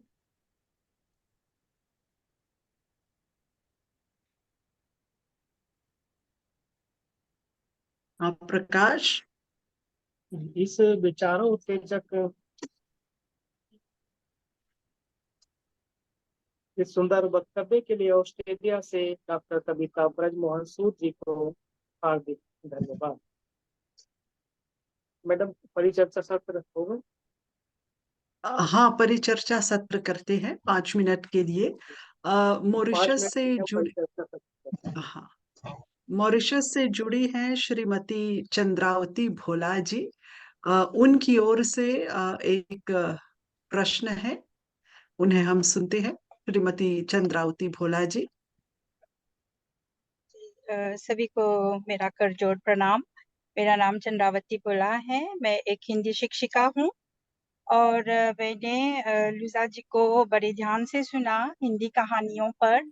और उन्होंने हिंदी साहित्य की जो हिंदी साहित्य में जो कहानी है, जो सबसे ज्यादा लोगों को पसंद आता है, क्योंकि कहानी जो है ये तो हम बचपन से अपनी माँ से सुनते हैं, कहानी दादा दादी नानी आदि से कहानी सुनते हैं। तो कहानी जो है साहित्य में एक बहुत ही महत्वपूर्ण स्थान रखता है। और लुजा जी ने बहुत अच्छे से समझाया कि किस तरह से कहानी जो है हमारे जीवन को प्रभावित करती है। और जो कहानी चंद्रावती हम जी, लोगों यदि ने संभव पढ़ी हो है तो अपना कहानियां यदि साहित्य संभव हो में, तो अपना वीडियो ऑन कर दीजिएगा, यदि संभव हो तो।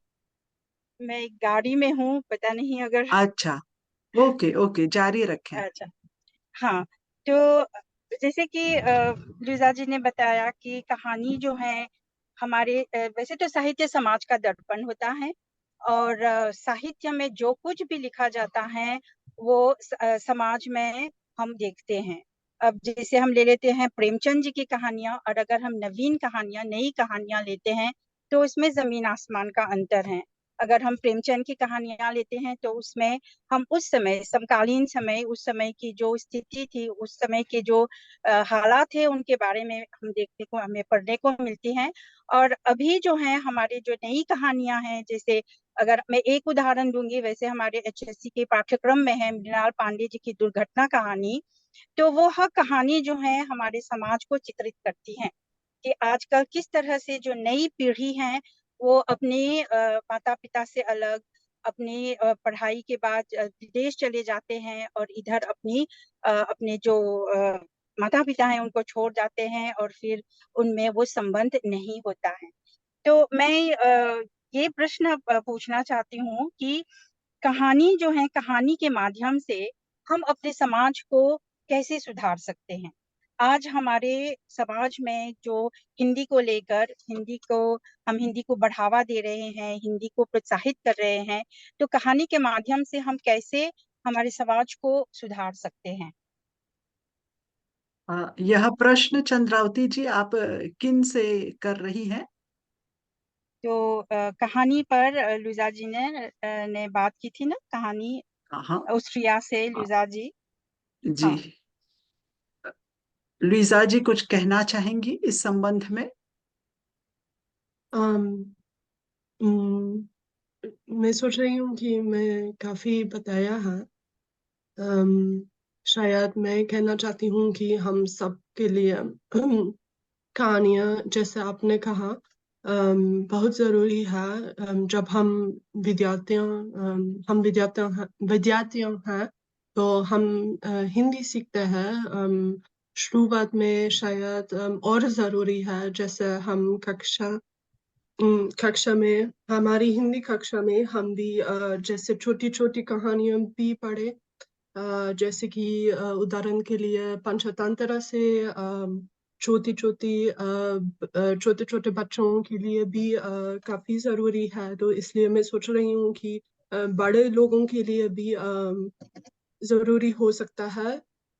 तो ये कहना चाहती हूँ कि इसलिए मैंने चुना ये विषय। या चलो, बहुत धन्यवाद। जी अलका जी बहुत कुछ बहुत जोड़ना धन्यवाद। चाहेंगी? हाँ, हाँ, बहुत अलका बहुत जी। धन्य जी, अच्छा। प्रश्न के लिए बहुत धन्यवाद। आपने सही कहा है। साहित्य दर्पण में कहा गया है, साहित्य का उद्देश्य बताते हुए कि कांता सम्मित तयोपदेश युजे। मुझे ये साहित्य का लक्षण बहुत अच्छा लगता है। जैसे कि साहित्य ऐसा होना चाहिए जो कि आपको प्रत्यक्ष रूप से निर्देशित ना करे कि तुम ये करो या वो करो, लेकिन साहित्य ऐसा हो जो कि जैसे कि प्रेमिका अपने प्रेमी को जैसे कुछ करा सकती है, उसी तरह कांता सम्मित तयोपदेश युजे। कांता की उपदेशों की तरह साहित्य आपको प्रेरित करे और आपको उस काम के लिए लग जाने के लिए आप उसमें जुड़ जाएं। तो इसी तरह जी साहित्य, जैसे कि हम कहानियां पढ़ते हैं या फिल्में देखते हैं, ये हमको नहीं कहती हैं नीति श्लोकों की तरह कि तुम ये करो या वो करो, हमको निर्देशित नहीं करती हैं, लेकिन वो ऐसी घटनाएं उसमें प्रस्तुत करती हैं वो कहानियां कि हम उससे अप्रत्यक्ष रूप से प्रेरित होते हैं और अप्रत्यक्ष रूप से वो हमें प्रभावित करती हैं।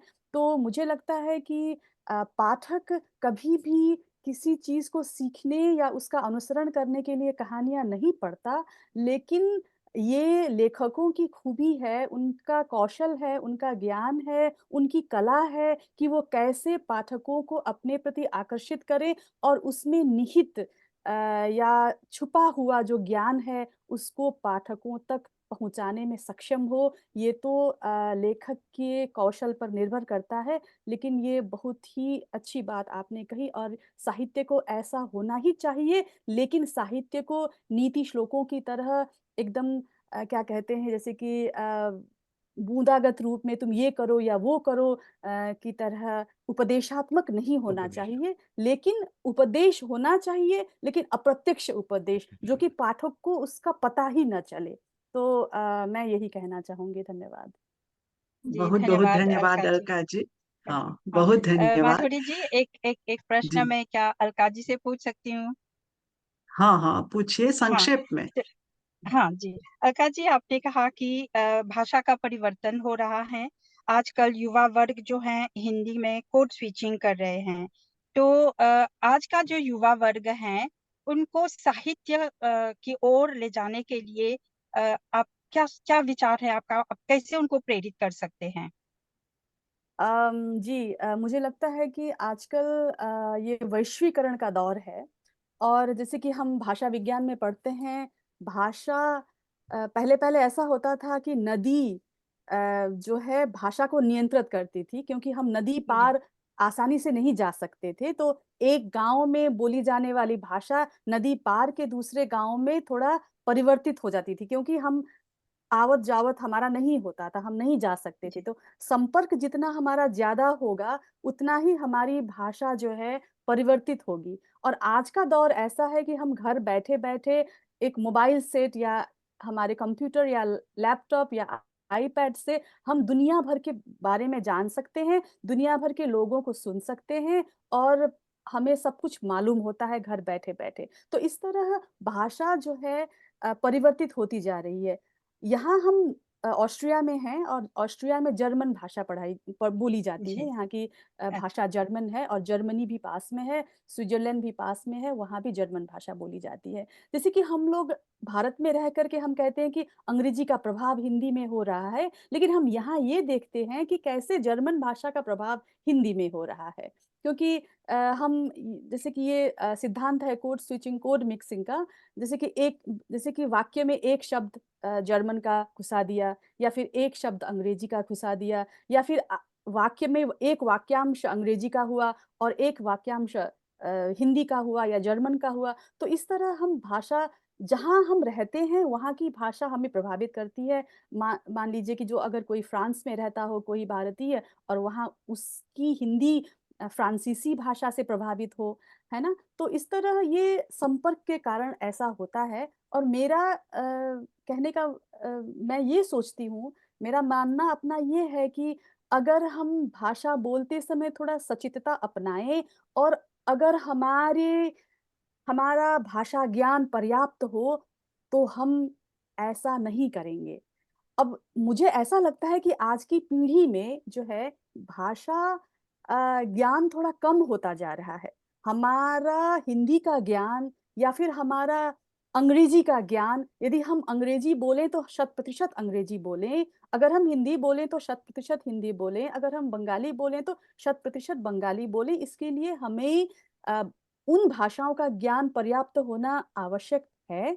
और ऐसा होता है कि मुझे लगता है मेरे अनुभव में तो मैं जैसे कि हमारे हमारे घर परिवारों में, जैसे कि हम भारतीय अगर विदेशों में रहते हैं, तो मैं देखती हूँ हर परिवार में ये समस्या है। यहाँ रहने वाले भारतीय परिवारों में भी ये समस्या है कि उनके बच्चे ना ही अच्छी जर्मन बोल सकते हैं, ना तो अच्छी हिंदी बोल सकते हैं, क्योंकि हमें एक भाषा का ज्ञान नहीं है। तो हम बाध्य होते हैं दूसरी भाषाओं से शब्दों का चयन करने के लिए, है ना? तो ये मुझे लगता है कि हमें इस पर बहुत ध्यान देना चाहिए। और दूसरी बात ये जो आपने कहा, साहित्य में रुचि, युवा वर्गों की रुचि साहित्य में जगाने के लिए, मुझे लगता है कि युवा वर्गों की जिन विषयों में रुचि है उनकी, तो उन विषयों में साहित्य रचना होनी ज़रूरी है, क्योंकि आज के युवा वर्ग बहुत ज़्यादा पढ़ते हैं। ये नहीं कि वो नहीं पढ़ते, लेकिन ऐसा है कि हमें ये देखना है कि क्या हमारा साहित्य अ, उनके रुचि के विषयों पर साहित्य दे पा रहा है या नहीं, या हम अगर लेखक हैं तो क्या हम उनको उनकी रुचि के विषयों पर कोई लेख या उपन्यास या कविताएं दे पा रहे हैं या नहीं। तो ये साहित्यिक रचनाकारों या फिर साहित्य के क्षेत्र में जो योगदान करता है, जो सम्मिलित हैं, हमारे सोचने का विषय है। और मुझे लगता है कि ये हमारी पीढ़ी को सोचना चाहिए कि हमारे युवा क्या चाहते हैं और हम उनको कैसे साहित्य की ओर आकर्षित कर सकते हैं, और ये असंभव नहीं है। धन्यवाद। बहुत ही सटीक, बहुत ही सुंदर और सटीक। धन्यवाद अलका जी। न्यूजीलैंड में हिंदी शिक्षण के संबंध में डॉक्टर रमेश चंद्र जी ने बताया विस्तार पूर्वक। इस पर श्री अनूप भार्गव जी की एक टिप्पणी है, उन्हें हम आमंत्रित करते हैं। श्री अनूप भार्गव जी। धन्यवाद माधुरी जी। सबसे पहले तो रमेश चंद्र जी को बहुत बहुत बधाई। और मुझे खुशी है कि मुझे न्यूजीलैंड के बारे में बोलने का मौका मिल रहा है, क्योंकि वहाँ पे मैंने भी करीब 2 बरस बिताए हैं। बहुत बहुत पहले 2002 के करीब मैं वहाँ पर था। तो अ, मैं बधाई देना चाहता हूँ रमेश चंद्र जी को, और उन्होंने जो कुछ बातें कही मैं उन्हीं को रेखांकित करना चाहता हूँ। कि सबसे पहली बात तो जो उन्होंने कही कि अलग अलग वर्गों का उन्होंने तीन तीन उन्होंने बताए, 3 स्तर जो बनाए हुए हैं, वही मेरे ख्याल से सही तरीका है। कि और ये जहाँ तक मेरा समझना है कि ये आयु के हिसाब से नहीं होंगे, ये उनके ज्ञान के हिसाब से होंगे कि वो कितनी हिंदी जानते हैं। क्योंकि यही हमें करना पड़ता है जब हम भारत में होते हैं, तब तो हम उनको आयु के हिसाब से उनको अलग अलग कक्षा में रख देते हैं, लेकिन बाहर जब हम पढ़ रहे होते हैं तो हमें उनके हिंदी ज्ञान के अनुसार उस पर काम करना होता है।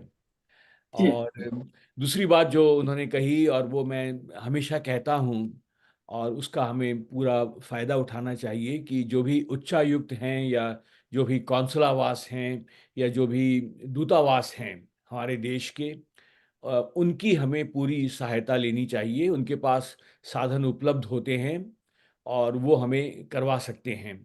हम लोग अमेरिका में हैं तो यहाँ पर भी हमें कौंसल आवास का पूरा सहयोग मिलता है और एक आपस में अगर हम लोग काम करें तो उनके लिए भी अच्छा है कि उन्हें जो कि भारतीय समाज है उस तक पहुँचने की ज़रूरत होती है, तो हम उन्हें उसमें सहायता करते हैं क्योंकि हम लोग समाज से जुड़े हुए हैं। हम उन्हें समाज से जोड़ने में और वो हमें साधन प्रदान करने में सहायता करते हैं।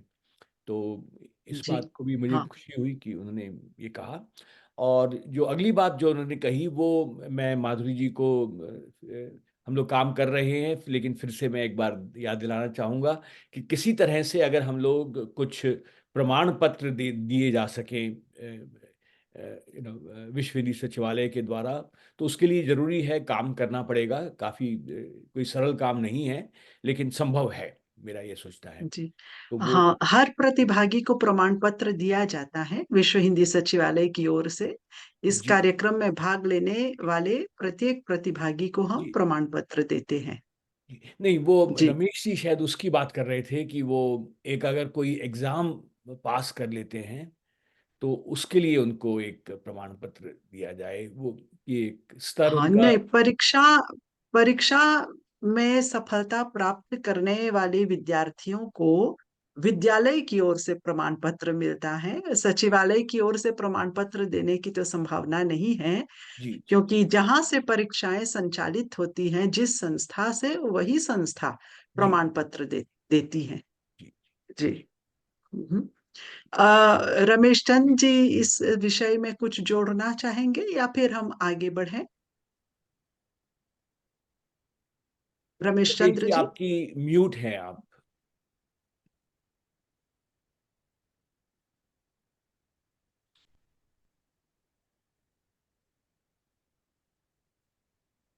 जी, आप अभी भी म्यूट हैं। हाँ, अब तो अनम्यूट हो गया। जी, हाँ, तो मेरा ये था कि जैसे कि मैंने बताया था ना, जैसे हमारा विश्व हिंदी सचिवालय है, इसी तरह से विश्व हिंदी सम्मेलन प्रयाग में हुआ करता था हमारे टाइम पर, और घर-घर में प्राइवेट परीक्षाएं होती थी और उनको मान्यता प्राप्त थी भारत सरकार की तरफ से कि 8वीं पास के बराबर या 10वीं पास के बराबर, इस प्रकार से उनको मान्यताएं थी।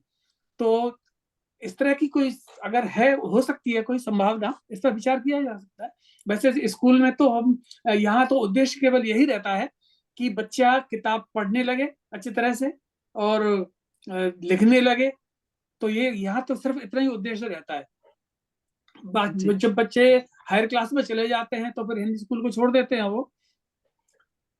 तो इस प्रकार से सर्टिफिकेशन अगर हो तो एक उनमें एक अट्रैक्शन होगा पेरेंट्स में भी कि हाँ भाई एक सर्टिफिकेट जी, देते हैं वो और कहीं से मान्यता प्राप्त है वो। मेरा उद्देश्य जी, ये था। जी। मैं एक बात कहूँ, मुझे जानकारी है कि केंद्रीय हिंदी संस्थान ऐसा कुछ करती है, तो शायद हम उनसे संपर्क कर सकते हैं। दिल्ली और आगरा में जी, उनका कार्यालय है। हाँ, जी। ऑनलाइन और परीक्षा जो है वाली। ऑनलाइन तो मुझे पता नहीं, लेकिन वो हम पूछ सकते हैं उनसे कि क्या क्या है, लेकिन ऐसा कुछ है। मैं कुछ लोगों को जानती हूँ जिन्होंने वहां से प्रमाण पत्र लिया है, तो हो सकता है वहाँ कुछ। रमेश जी मैं भी जी, आपसे बात करूँगा, जी, मैं इस आपको कुछ हाँ, सुझाव दे सकता हूँ संपर्क करने ठीक के है, जी, ठीक है अनुज। अच्छा, बहुत 2020 में बहुत हिंदी ओलंपियाड की शुरुआत हुई है। हिंदी ओलंपियाड की संस्था रोहिणी में है। केंद्रीय विद्यालय संगठन की ओर से शुरुआत हुई है और भारत सरकार भी उसमें कार्य कर रही है। तो हिंदी ओलंपियाड जो है पहले स्तर से लेके 10वीं स्तर की हिंदी की परीक्षाएं ऑनलाइन हम रजिस्टर करेंगे यदि, तो उस साइट पे जाके जो भी पूरे विश्व में बच्चे हैं हिंदी के किसी भी आयु वर्ग के, वो रजिस्टर करके परीक्षा दे सकते हैं और हिंदी ओलंपियाड संस्था की तरफ से उन्हें सर्टिफिकेट भी मिल सकता है। मैं माधुरी जी को मेल फॉरवर्ड कर दूंगी, वो सबको मेल वो फॉरवर्ड कर पाएंगी। ठीक। तो वो जी, ये बहुत धन्यवाद। 2020 से प्रयास शुरू हुआ है, तो वो मेरे ख्याल से सबकी सहायता करेगा। एक हिंदी हाँ, ये ओलंपियाड बहुत का प्रमाण पत्र किस स्तर का है वो सब प्राप्त कर सकते हैं परीक्षा देके ऑनलाइन। जी, ठीक। बहुत धन्यवाद मोनिका जी। बहुत बहुत हम धन्यवाद आप। जी, इसे अवश्य शेयर करेंगे। एक अंतिम प्रश्न लेते हैं। प्रोफेसर दहेरिया जी हैं भारत से। उनकी ओर से एक प्रश्न है। प्रोफेसर खेम सिंह डहेरिया जी। जी नमस्कार मैडम। मैंने एक कविता सूद जी को देखा, पूरा व्याख्यान बहुत सुंदर और बहुत अच्छा रहा है उसमें, ऑस्ट्रेलिया में जो हिंदी की स्थिति को लेकर के और जैसे साहित्य में अभिरुचि को लेकर के अब जो सीरीज चल रही है उसमें काफी हद तक उन्होंने जो प्रयोग होते हैं उस पर आधारित अपना व्याख्यान केंद्रित रखा है, सैद्धांतिक और प्रायोगिक। तो प्रायोगिक जो है बहुत अच्छी चीज है, जिसमें स्वरचित कविता के माध्यम से और लघु नाटिका के माध्यम से और डिजिटल स्टोरी, चाहे पहेली हो, अक्षर पहचान हो, जैसी वर्ग पहेली समाचार पत्रों में भी आती है। बसंतोत्सव की आपने बात कही कि नृत्य के माध्यम से कैसे कर सकते हैं और लघु नाट्य के माध्यम से कैसे करते हैं। समानता की बात आपने कही, वो शिक्षक में जो आचरण है, जो गुण है उनको, जिसके माध्यम से छात्र सीखता भी है, तो काफी अच्छी बात उन्होंने कही है। और इसी के माध्यम से जो है हिंदी विश्व भाषा बनने की ओर अग्रसर है। तो ऐसे विदुषी हमारे पूरे विश्व में फैले हुए हैं। मेरा एक प्रश्न है कि ऑस्ट्रेलिया में तो बहुत अच्छा काम हो रहा है हिंदी का, शोध कार्य की क्या स्थिति है? पीएचडी या जो इस तरह के जो या एमफिल वगैरह कुछ हो रहा है क्या? ये जानकारी मेरे को थोड़ा सा चाहिए था कविता सूद जी से। जी, धन्यवाद। यहाँ पर जो विश्वविद्यालय हैं, उस स्तर के ऊपर संशोधन कार्य होता है, क्योंकि हम लोगों की संस्था इंडो ऑस्ट्रेलियन बाल भारती विद्यालय छोटे बालकों की संस्था है, तो उसमें संशोधन का कार्य इतना संभव नहीं है। परंतु विश्वविद्यालय के स्तर पर, जैसे यहाँ पर जो प्रोफेसर्स हैं, उन्होंने अभी उनका मैगजीन में एक आर्टिकल आया, कबीर से संबंधित जो उनकी पत्रिकाएं निकलती हैं, उसमें उनके लेख निकले हैं। तो काफी संशोधन कार्य विश्वविद्यालय स्तर पर हो रहा है, लेकिन स्कूल और पाठशाला के स्तर पर इतना नहीं है। पीएचडी हो रही है क्या? जी जी, जी, बिल्कुल हो वो रही है। कबीर पर जिन प्रोफेसर ने अपना शोध लेख प्रकाशित किया, जी। उनका नाम क्या है? मुझे इस समय याद नहीं आ रहा है, लेकिन वो बहुत ही प्रसिद्ध है वो। अ, मेरे दिमाग से निकल गया, जी, लेकिन मैं आपको भेज सकती हूँ, उनका वो डिटेल भेज सकती हूँ। बहुत ही सुंदर अच्छा, शोध कार्य ठीक है। चल रहा है, बहुत ही अच्छा शोध कार्य जी चल जी रहा है। जी जी। डॉक्टर कविता सूद जी से प्रोफेसर युद्मिला जी भी कुछ पूछना चाह रही हैं। तो प्रोफेसर युद्मिला जी, आप भी प्रश्न कर सकती हैं। हाँ, वैसे ये प्रश्न नहीं, प्रस्ताव है। जी मेरी आवाज आती है? प्रस्ताव, जी ठीक। हाँ, तो ये शोध से संबंधित है, क्योंकि हमारे विद्यार्थी बहुत शोध करते हैं हर एक विषय पर, साहित्य पर भी और भाषा शास्त्र पर भी। और ये बहुत अच्छा होगा अगर हम मिलकर अलग अलग देशों में जो विद्यार्थी शोध करते हैं तो वे मिलकर काम कर सकते हैं। मिसाल के लिए ये जो लघु नाटिकाएं हैं, तो हमने भी विद्यार्थियों से लघु नाटिकाएं करवाने की कोशिश की, लेकिन हम थोड़े निराश थे क्योंकि हमारे मुद्रा सही नहीं थे। और आजकल हमारे एक लड़की छात्र वो मुद्राओं पर शोध कर रही है, इनका वर्णन करती है कि वे रूसी में कैसे हैं, अंग्रेजी में कैसे हैं और हिंदी में कैसे हैं, ताकि हम विद्यार्थियों को न सिर्फ बोलना सिखाएं लेकिन किस तरह जेस्चर्स भी सिखाएं।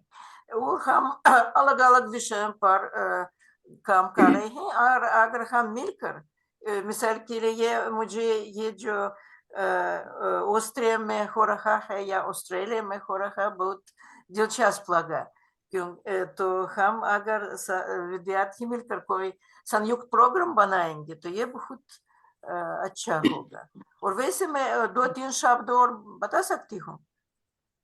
और जी बिल्कुल, हाँ, संक्षेप में, बिल्कुल संक्षेप में, क्योंकि परिचर्चा सत्र का समय निकल चुका है और अच्छा, हमें अध्यक्षीय वक्तव्य के लिए अध्यक्ष महोदय का स्वागत करना है। तो एक वाक्य में आप बताएं। अच्छा, तो शायद एक वाक्य में बताना मुश्किल है। मैं सोचती हूँ कि ये प्रोग्राम बहुत अच्छे हैं, बहुत प्रेरणा मिलती है हमको इनसे। क्योंकि हमको जो हम विचार नए आए थे पहले, तो ऐसे प्रोग्राम से बहुत नए विचार आते हैं कि किस तरह विद्यार्थियों को पढ़ाएं। मिसाल के लिए जो नेताओं के भाषण वगैरह पढ़ें हाँ, उनके इसके साथ। लिए हम आपको युमिला जी जी हाँ, जी और इसके लिए युमिला जी हम आप ही को धन्यवाद समर्पित करते हैं, क्योंकि जी हाँ, यह आप ही का प्रस्ताव था कि वक्तव्य के बाद संवाद भी हो, तो अच्छा, आपके प्रस्ताव पर ही ध्यान रखते हुए हमने परिचर्चा सत्र सम्मिलित किया है इस कार्यक्रम में। आपको धन्यवाद करते हैं और अभी के लिए परिचर्चा सत्र समाप्त होता है। हम प्रकाश जी से निवेदन करते हैं कि कृपया वे आदर के साथ अध्यक्ष महोदय जी का स्वागत करें और उन्हें आमंत्रित करें। परिचर्चा सत्र के बाद अब हम बढ़ते हैं अध्यक्षीय भाषण की ओर। हिंदी साहित्य के प्रति अभिरुचि की उपयोगिता पर प्रकाश डालते हुए अध्यक्षीय भाषण के लिए आमंत्रित हैं सीनियर प्रोफेसर पूरनचंद टंडन जी, जो भारत से हमारे साथ जुड़े हैं। आपके निर्देशन में लगभग 70 विद्यार्थी पीएचडी तथा 130 से अधिक विद्यार्थी एमफिल की डिग्री प्राप्त कर रहे हैं। आपकी लगभग 55 पुस्तकें, 82 पाठ्य पुस्तकें, 5 शब्दकोश तथा 9 अनुवाद की पुस्तकें प्रकाशित हो चुकी हैं। साहित्य भूषण पुरस्कार एवं सम्मान के अतिरिक्त आपको कई अन्य पुरस्कारों से भी सम्मानित किया गया है। अध्यक्षीय भाषण के लिए प्रोफेसर पूरनचंद टंडन जी को हम आमंत्रित करते हैं। आपका स्वागत है महोदय। नमस्कार, आप सभी को मेरा सादर प्रणाम। सर्वप्रथम विश्व हिंदी सचिवालय की तरफ से हिंदी भाषा और साहित्य के प्रोत्साहन, प्रचार प्रसार, अभिरुचि विकास आदि के उद्देश्य को लेकर इस तरह के कार्यक्रम का आयोजन करने के लिए मैं हृदय से बधाई और साधुवाद देता हूं। हिंदी से प्यार है, ये शीर्षक और हिंदी साहित्य के प्रति अभिरुचि, इसकी समीक्षा, इसका मूल्यांकन, इन उद्देश्यों को लेकर यह जो ऑनलाइन या वर्चुअल कार्यक्रम आयोजित किया जाता है, वास्तव में वैश्विक स्तर पर यह बहुत ही प्रासंगिक और बड़ा महत्वपूर्ण विषय है। मेरी तरफ से बधाई स्वीकार करें। विशेष रूप से डॉक्टर माधुरी रामधारी जी को मैं बधाई देता हूं। विश्व हिंदी सचिवालय के महासचिव के पद को विभूषित कर रही हैं और सचिवालय के सभी पदाधिकारियों को जो इस कार्य के लिए समर्पित है। बहुत से विद्वानों के, विदुषियों के नाम लिए गए। डॉक्टर विजय सती जी, उनको भी मैं नमस्कार करता हूं।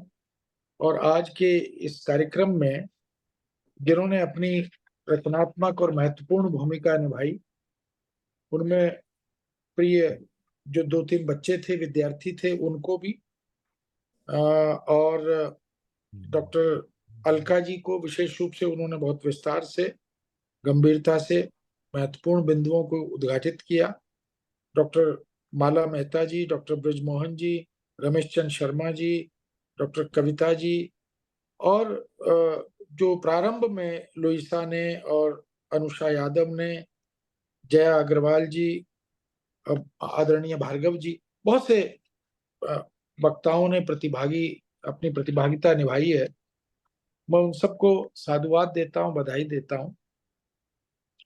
वस्तुतः हिंदी इतर भाषा भाषी क्षेत्रों में या विदेशों में हिंदी के प्रति अभिरुचि पैदा करना, हिंदी के शिक्षण प्रशिक्षण की दृष्टि से तमाम तरह की गतिविधियों और योजनाओं का निर्धारण करना, ये है तो चुनौती भरा काम, इसमें कोई संशय नहीं है।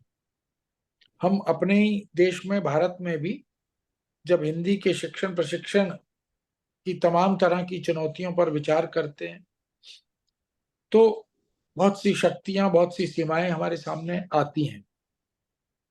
अनेक संस्थाएं जो भारत में हैं, वो देश में और देश के बाहर हिंदी के शिक्षण प्रशिक्षण को लेकर समर्पित हैं, काम भी कर रहे हैं। और हमने विगत लगभग 77 वर्षों में आजादी के बाद इस दिशा में काफी संतोषजनक स्थितियां पैदा भी की हैं। वर्तमान इस बात का साक्षी है कि 47 या 49 या 50 में हमारे पास शब्दकोश नहीं थे, हमारे पास हिंदी शिक्षण प्रशिक्षण की वो संभावनाएं नहीं थी। आज हम ऑनलाइन टीचिंग भी कर रहे हैं, आज हम ऑनलाइन कोश, शब्दकोश या ऑडियो विजुअल्स के माध्यम से, ये जो टीचिंग एड्स हैं उनमें इलेक्ट्रॉनिक मीडिया की भूमिका बड़ी महत्वपूर्ण हो गई है। उन सब की दृष्टि से भी हमने काफी संतोषजनक स्थिति बनाई है।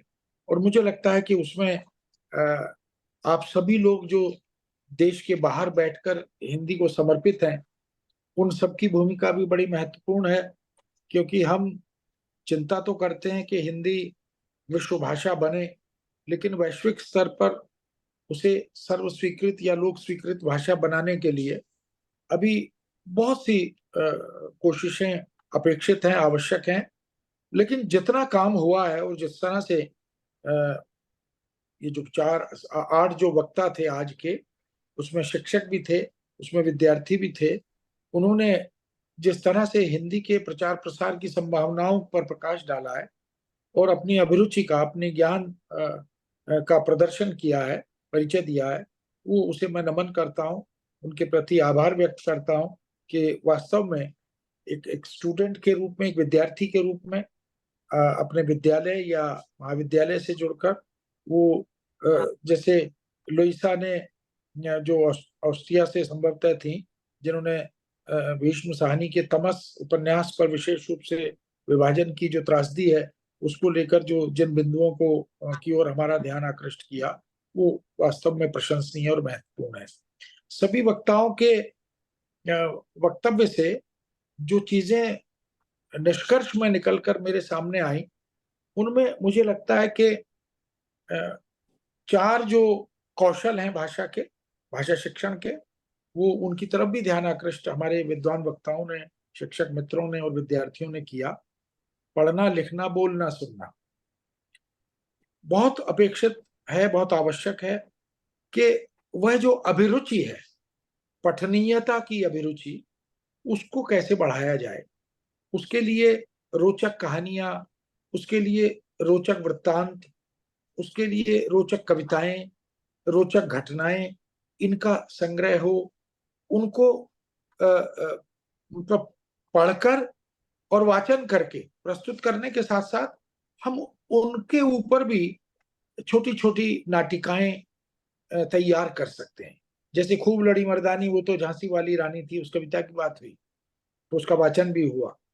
अब इस कविता को यदि हम अभिनयता के साथ, मुख मुद्रा, आंगिक चेष्टाएं, हाव भाव, नृत्य शैली, इसके आधार पर अगर हम गेय रूप में प्रस्तुत करते हैं, तो वो मुझे लगता है कि अभिरुचि को बढ़ाने में काम कर सकता है।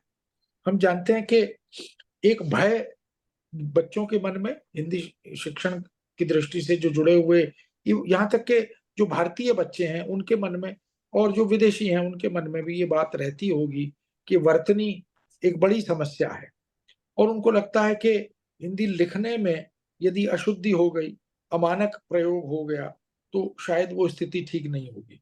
लेकिन मेरा मानना यह है कि करत करत अभ्यास के जड़मती होत सुजान, रसरी आवत जात ते सिल पर परत निशान।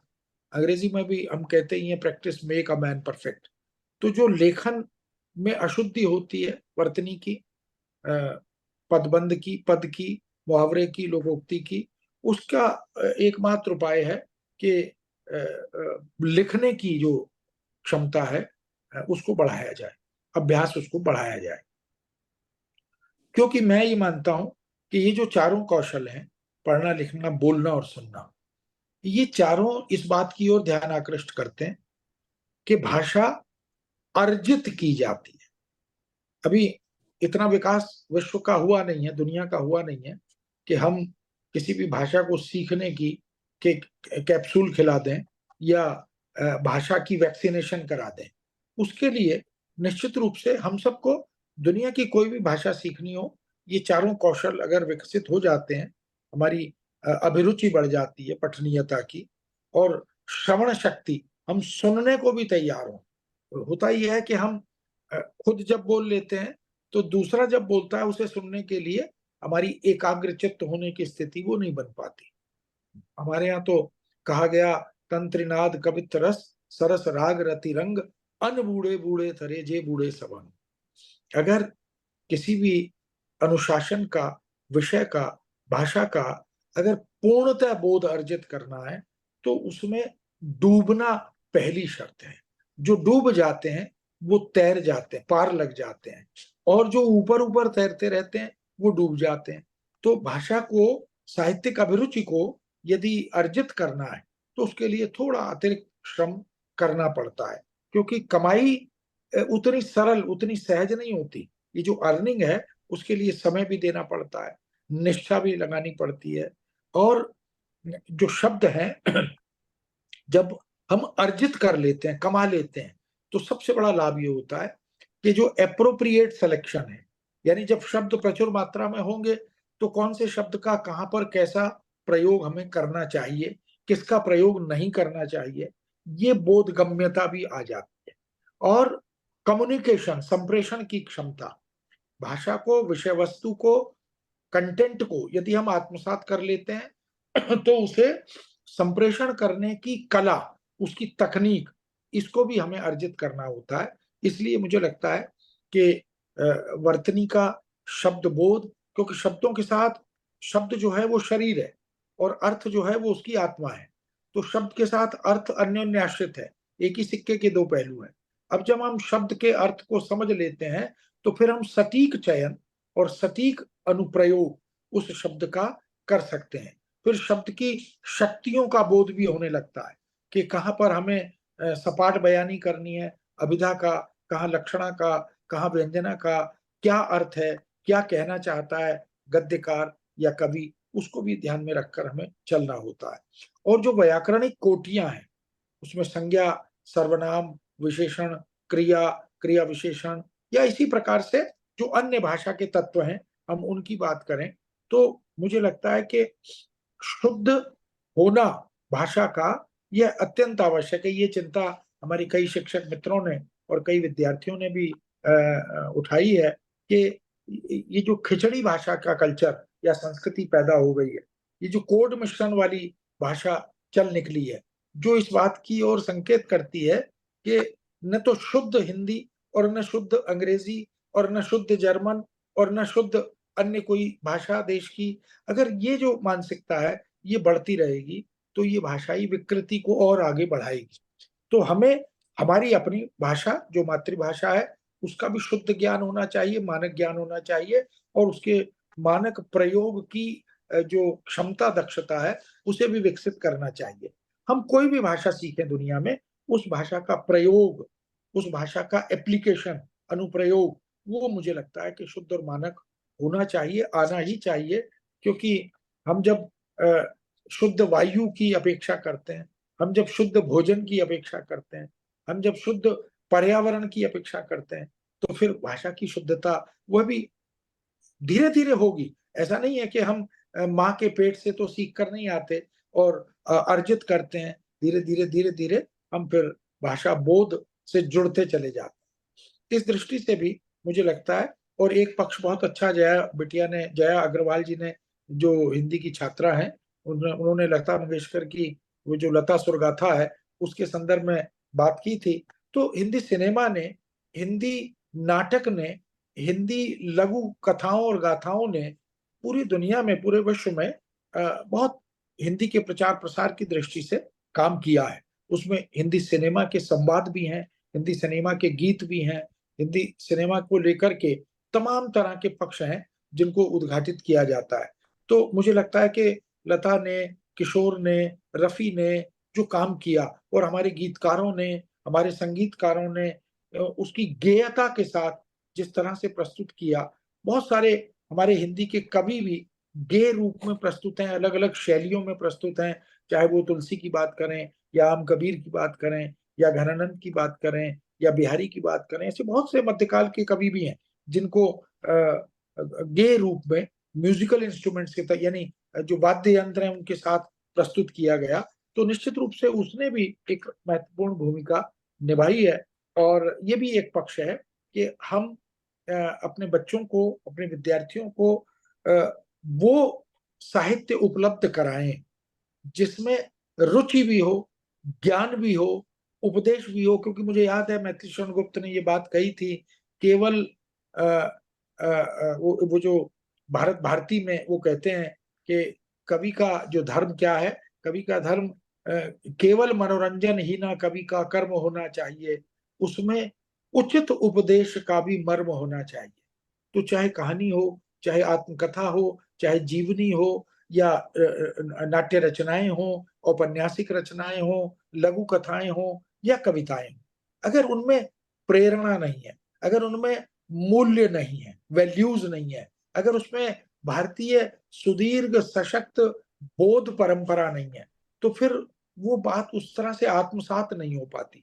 तो बहुत जिस तरह से बहुत सारे शिक्षक मित्रों ने बताया कि उनके यहाँ हिंदी शिक्षण प्रशिक्षण और प्रोत्साहन के लिए, प्रचार प्रसार के लिए बच्चों को किस किस तरह की गतिविधियों से जोड़ा जाता है, किन किन कवियों की रचनाएं पढ़ाई जाती हैं, कौन कौन सी कहानियां, निबंध पढ़ाए जाते हैं, निबंध लेखन कराने की प्रवृत्ति भी वहां पर निश्चित रूप से, राजनेताओं के, महत्वपूर्ण नेताओं के भाषण, उसके माध्यम से भी भाषा अर्जन, क्योंकि कोई भी विधा हो उसका शिक्षण प्रशिक्षण भाषा के अर्जन का मार्ग तो प्रशस्त करता है।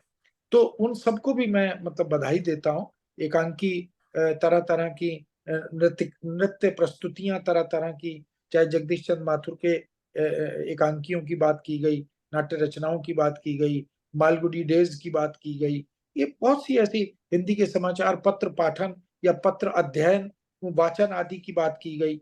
और तमाम तरह की ऐसी जो हमारी जो पारंपरिक साहित्य की एक परंपरा है, सशक्त सुदीर्घ परंपरा है, बहुत से हिंदी का यात्रा साहित्य, उसके माध्यम, क्योंकि यात्रा साहित्य विश्व भ्रमण कराता है। अगर किसी लेखक ने दुनिया के अनेक देशों में भ्रमण किया तो वहां के बारे में, भारत के बारे में, चाहे वो अज्ञे हो या नरेश मेहता हो या राहुल सांकृत्यायन हो, बहुत से लोगों ने इस तरह के यात्रा वृत्तांत लिखे हैं, आत्मकथाएं, जीवनियां लिखी हैं। कमलेश्वर को, भगवती चरण वर्मा को भी उल्लेख किया गया, मंगलेश डबराल की भी चर्चा की गई। तो मुझे लगता है कि हिंदी का वह रूप जो कल था, जिसके लिए मैथिली शरण गुप्त ने भारत भारती में कहा, हम कौन थे, क्या हो गए और क्या होंगे अभी, आओ बैठें विचारें ये समस्याएं सभी। वस्तुतः बहुत कुछ हमने खो दिया, उस खोए हुए को याद करें और कोशिश करें कि उसे हम कैसे पुनः प्राप्त कर सकते हैं। हमारी जो ज्ञान परंपरा है, हमारी जो विरासत है, उसको हम अपने बच्चों तक या दुनिया में बैठे हुए हिंदी के पाठकों और प्रेमियों तक कैसे पहुंचा सकते हैं, जिससे संस्कारों का संचरण हो सके, सांस्कृतिक मूल्यों का संचरण हो सके, भारतीय सशक्त सुदीर्घ परंपराओं का संचरण हो सके। ये तमाम चीजें मुझे लगता है कि महत्वपूर्ण है। और मैं विश्व के जो हिंदी के जो विषय वैविध्य है उनको रोचकता के साथ कैसे, ज्ञानवर्धन की स्थिति के साथ, प्रेरणा के साथ कैसे हम, चाहे उसे फिल्मी गीतों से जोड़ें, उसे नाटकों से जोड़ें, उसे टेलीविजन पर आने वाले धारावाहिकों से जोड़ें, वो जिस किसी भी तरह से हो सकता है, हम उनसे भी प्रेरणा लेकर उस तरह का काम कर सकते हैं। मैं यहाँ अभी सभी शिक्षक मित्रों को और विद्यार्थियों को ये सूचना जरूर देना चाहता हूँ कि ऐसी बहुत सी संस्थाएं हैं, क्योंकि एक इच्छा या प्रश्न प्रस्तुत किया गया था कि 5वीं कक्षा तक की शिक्षा का ऑनलाइन एजुकेशन हो और उसका कोई एक प्रमाण पत्र भी देने की बात हो, तो भारत सरकार की तरफ से ऐसी व्यवस्थाएं हैं। आप थोड़ा उसकी जानकारी गृह मंत्रालय जो होम मिनिस्ट्री है हमारी, एजुकेशन मिनिस्ट्री हमारी जो है, वहां से, और बहुत सी यूनिवर्सिटियां भी हैं जो इस तरह के पाठ्यक्रम, जैसे केंद्रीय हिंदी संस्थान की बात अलका जी ने की, केंद्रीय हिंदी निदेशालय भी ऑनलाइन हिंदी शिक्षण प्रशिक्षण का पाठ्यक्रम बरसों से चला रहा है और पूरी दुनिया में बैठे हुए बच्चे उस पाठ्यक्रम से ज्ञानार्जन करते हैं। भाषा और साहित्य की शिक्षा, उनकी परीक्षा भी होती है, उन्हें प्रमाण पत्र भी दिया जाता है। तो इस तरह से तमाम तरह के ऐसे कोर्सेज, ऐसे पाठ्यक्रम हैं जिनकी जानकारी अर्जित करके हम अपने हिंदी के जो प्रेमी हैं वहां तक पहुंचा सकते हैं। बहुत अच्छी बात है, अलग अलग देशों में, न्यूजीलैंड में भी जैसा रमेश चंद्र शर्मा जी ने भी संकेत किया कि कितने प्रतिशत लोग हैं वहाँ जो हिंदी की ओर उन्मुख हैं, हिंदी सीख रहे हैं, और उसको सीखने के जो उपाय हैं उनके लिए वो क्या क्या कर रहे हैं। ऐसी एनसीईआरटी की बहुत सी किताबें हैं और सीबीएसई की बहुत सी किताबें हैं। हमारे यहाँ अलग अलग स्टेट्स में भी जो एजुकेशनल टेक्सचुअल मटेरियल है, जो पाठ्य सामग्रियां तैयार हैं, और इन सब पर अब ऑडियो वीडियो प्रोग्रामिंग्स भी हो रही है। जो ओपन लर्निंग सिस्टम है हमारा, जो विद्यालयी शिक्षा में इंदिरा गांधी मुक्त विद्यालय जो है, वो भी बहुत से ऑडियो वीडियो प्रोग्राम्स बनाता है और वो अवेलेबल है, उपलब्ध है। अगर हम खोजेंगे तो भाषा शिक्षण को लेकर, साहित्य शिक्षण को लेकर, रचनाकारों को लेकर, रचनाओं को लेकर। और एक सबसे बड़ी उपलब्धि ये है कि यूजीसी की एक संस्था है जिसको सीईसी के नाम से जाना जाता है। आप YouTube पर सीईसी खोलेंगे, YouTube पर, तो आपको हजारों लेक्चर मिलेंगे अलग अलग विषयों के, अनुशासनों के। हिंदी ही नहीं, हिंदी से इतर भी, गणित भी, वाणिज्य भी, और तमाम तरह के सब विषय भी, लेकिन अंग्रेजी भी है, संस्कृत भी है, हिंदी भी है, भारतीय भाषाएं भी हैं, नृत्य भी है, संगीत भी है। उन सब पर, हिंदी पर आपको 1000 से ज्यादा लेक्चर मिल जाएंगे। 400-500 लेक्चर तो मेरे ही हैं सीईसी पर। आप देखेंगे उसमें भाषा शिक्षण को लेकर, अनुवाद को लेकर, पत्रकारिता को लेकर, साहित्य को लेकर, काव्यशास्त्र को लेकर, भाषा विज्ञान को लेकर तमाम तरह के लेक्चर्स हैं, और वो फ्री ऑफ कॉस्ट अवेलेबल है। आप YouTube पर जाइए, सीईसी खोलिए और नाम डालिए, मेरा नाम डालेंगे पीसी टंडन, तो आपको वो लेक्चर श्रृंखला में मिल जाएंगे। उनसे भी आपको बहुत सारा लाभ, और भी अन्य बहुत सारे विद्वानों के वक्तव्य वहां पर उपलब्ध हैं।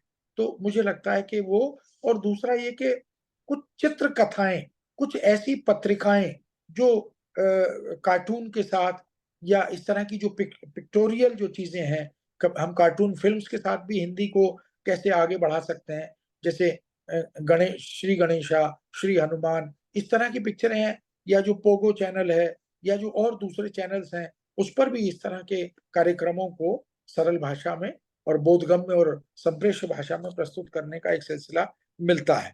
तो मुझे लगता है कि हम इस तरह की तमाम जो सामग्रियां उपलब्ध हैं, बहुत से प्रकाशक भी ऐसी चित्रात्मक पुस्तिकाएं छापते हैं, जैसे स्वयं हिंदी सीखें, मान लीजिए इस तरह की कोई किताब है और वो पिक्टोरियल है, तो हम ऐसी किताबें भी बच्चों के लिए उपलब्ध करा सकते हैं। तो जहां तक मुझे लगता है कि ऐसी संस्थाएं हैं जो इस दिशा में काम कर रही हैं, और अगर हम खोज करेंगे तो निश्चित रूप से हम उसका लाभ उठा पाएंगे। श्री डॉक्टर कविता जी ने भी बहुत अच्छे से विस्तार से जिनकी अपना जो योगदान है, अपना जो प्रदेय है, वो विद्यालयी शिक्षा के साथ साथ बच्चों के मनोमस्तिष्क में उत्सवों को लेकर, त्योहारों को लेकर, वसंतोत्सव को लेकर उन्होंने संकेत किया। तो हमारी जो परंपराएं हैं, वो परंपराएं, हमारे जो पर्व उत्सव हैं, हमारे जो आभूषण हैं, हमारी खान पान की जो वस्तुएं हैं, पदार्थ हैं, हमारी वेशभूषाएं हैं, हमारे रीति रिवाज हैं, उन सब की जानकारियां भी हम बच्चों को दे सकते हैं इस शिक्षण के माध्यम से। और उस तरह की सामग्री भी प्रचुर मात्रा में उपलब्ध है। तो वो भी धीरे धीरे, क्योंकि मैं ये समझ सकता हूँ कि हम भारत में बैठे हैं तो यहाँ पर बहुत सारी चीजें सहज उपलब्ध हो जाती हैं। आप लोग बहुत दूर बैठकर हिंदी की सेवा कर रहे हैं, हिंदी शिक्षण कर रहे हैं, ये भी एक प्रकार का प्रकारांतर से राष्ट्र की सेवा है। क्योंकि जब हम राष्ट्र की भाषाओं के, राष्ट्र की कलाओं के विस्तार की बात करते हैं, तो वो भी निश्चित रूप से बहुत प्रशंसनीय है।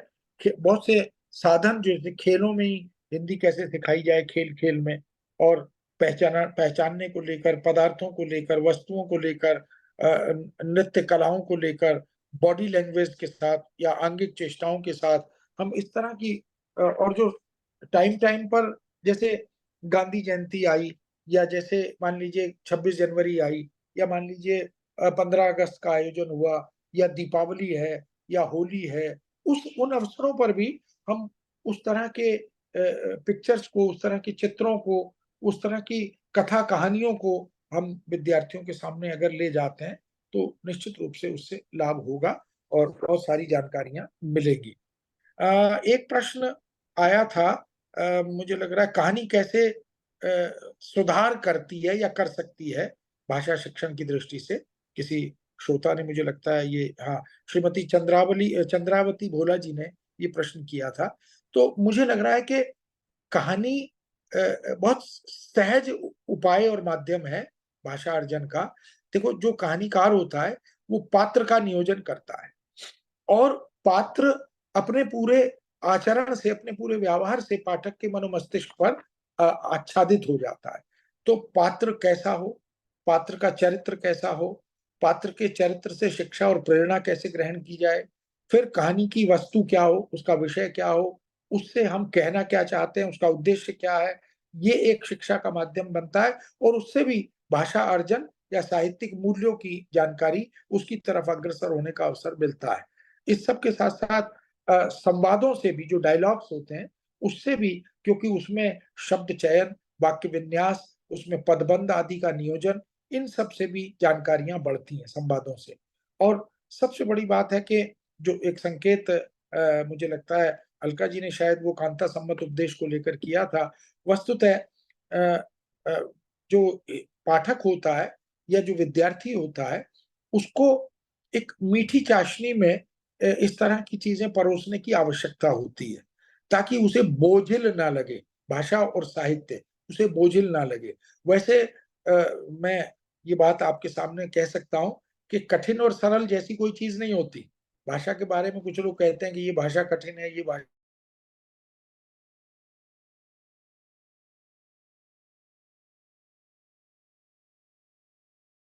है, और जिससे हमारा परिचय नहीं है वो कठिन है।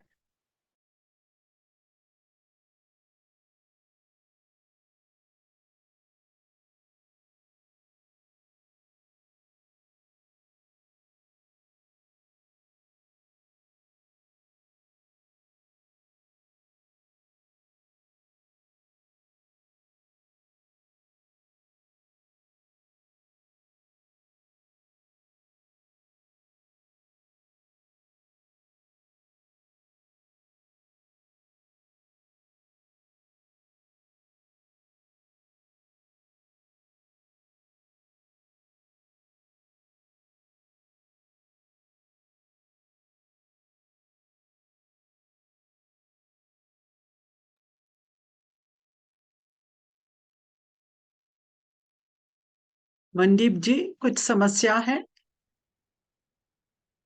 हाँ मनदीप जी।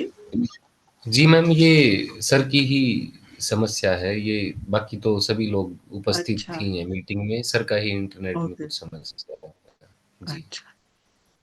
तो प्रकाश जी, आप जारी रखें अगर स का बंद हो चुका है तो। जी, आगे करें मैडम? हाँ, आगे बढ़िए। इस विचारोत्तेजक अध्यक्षीय भाषण के लिए प्रोफेसर पूरनचंद टंडन जी को बहुत बहुत धन्यवाद।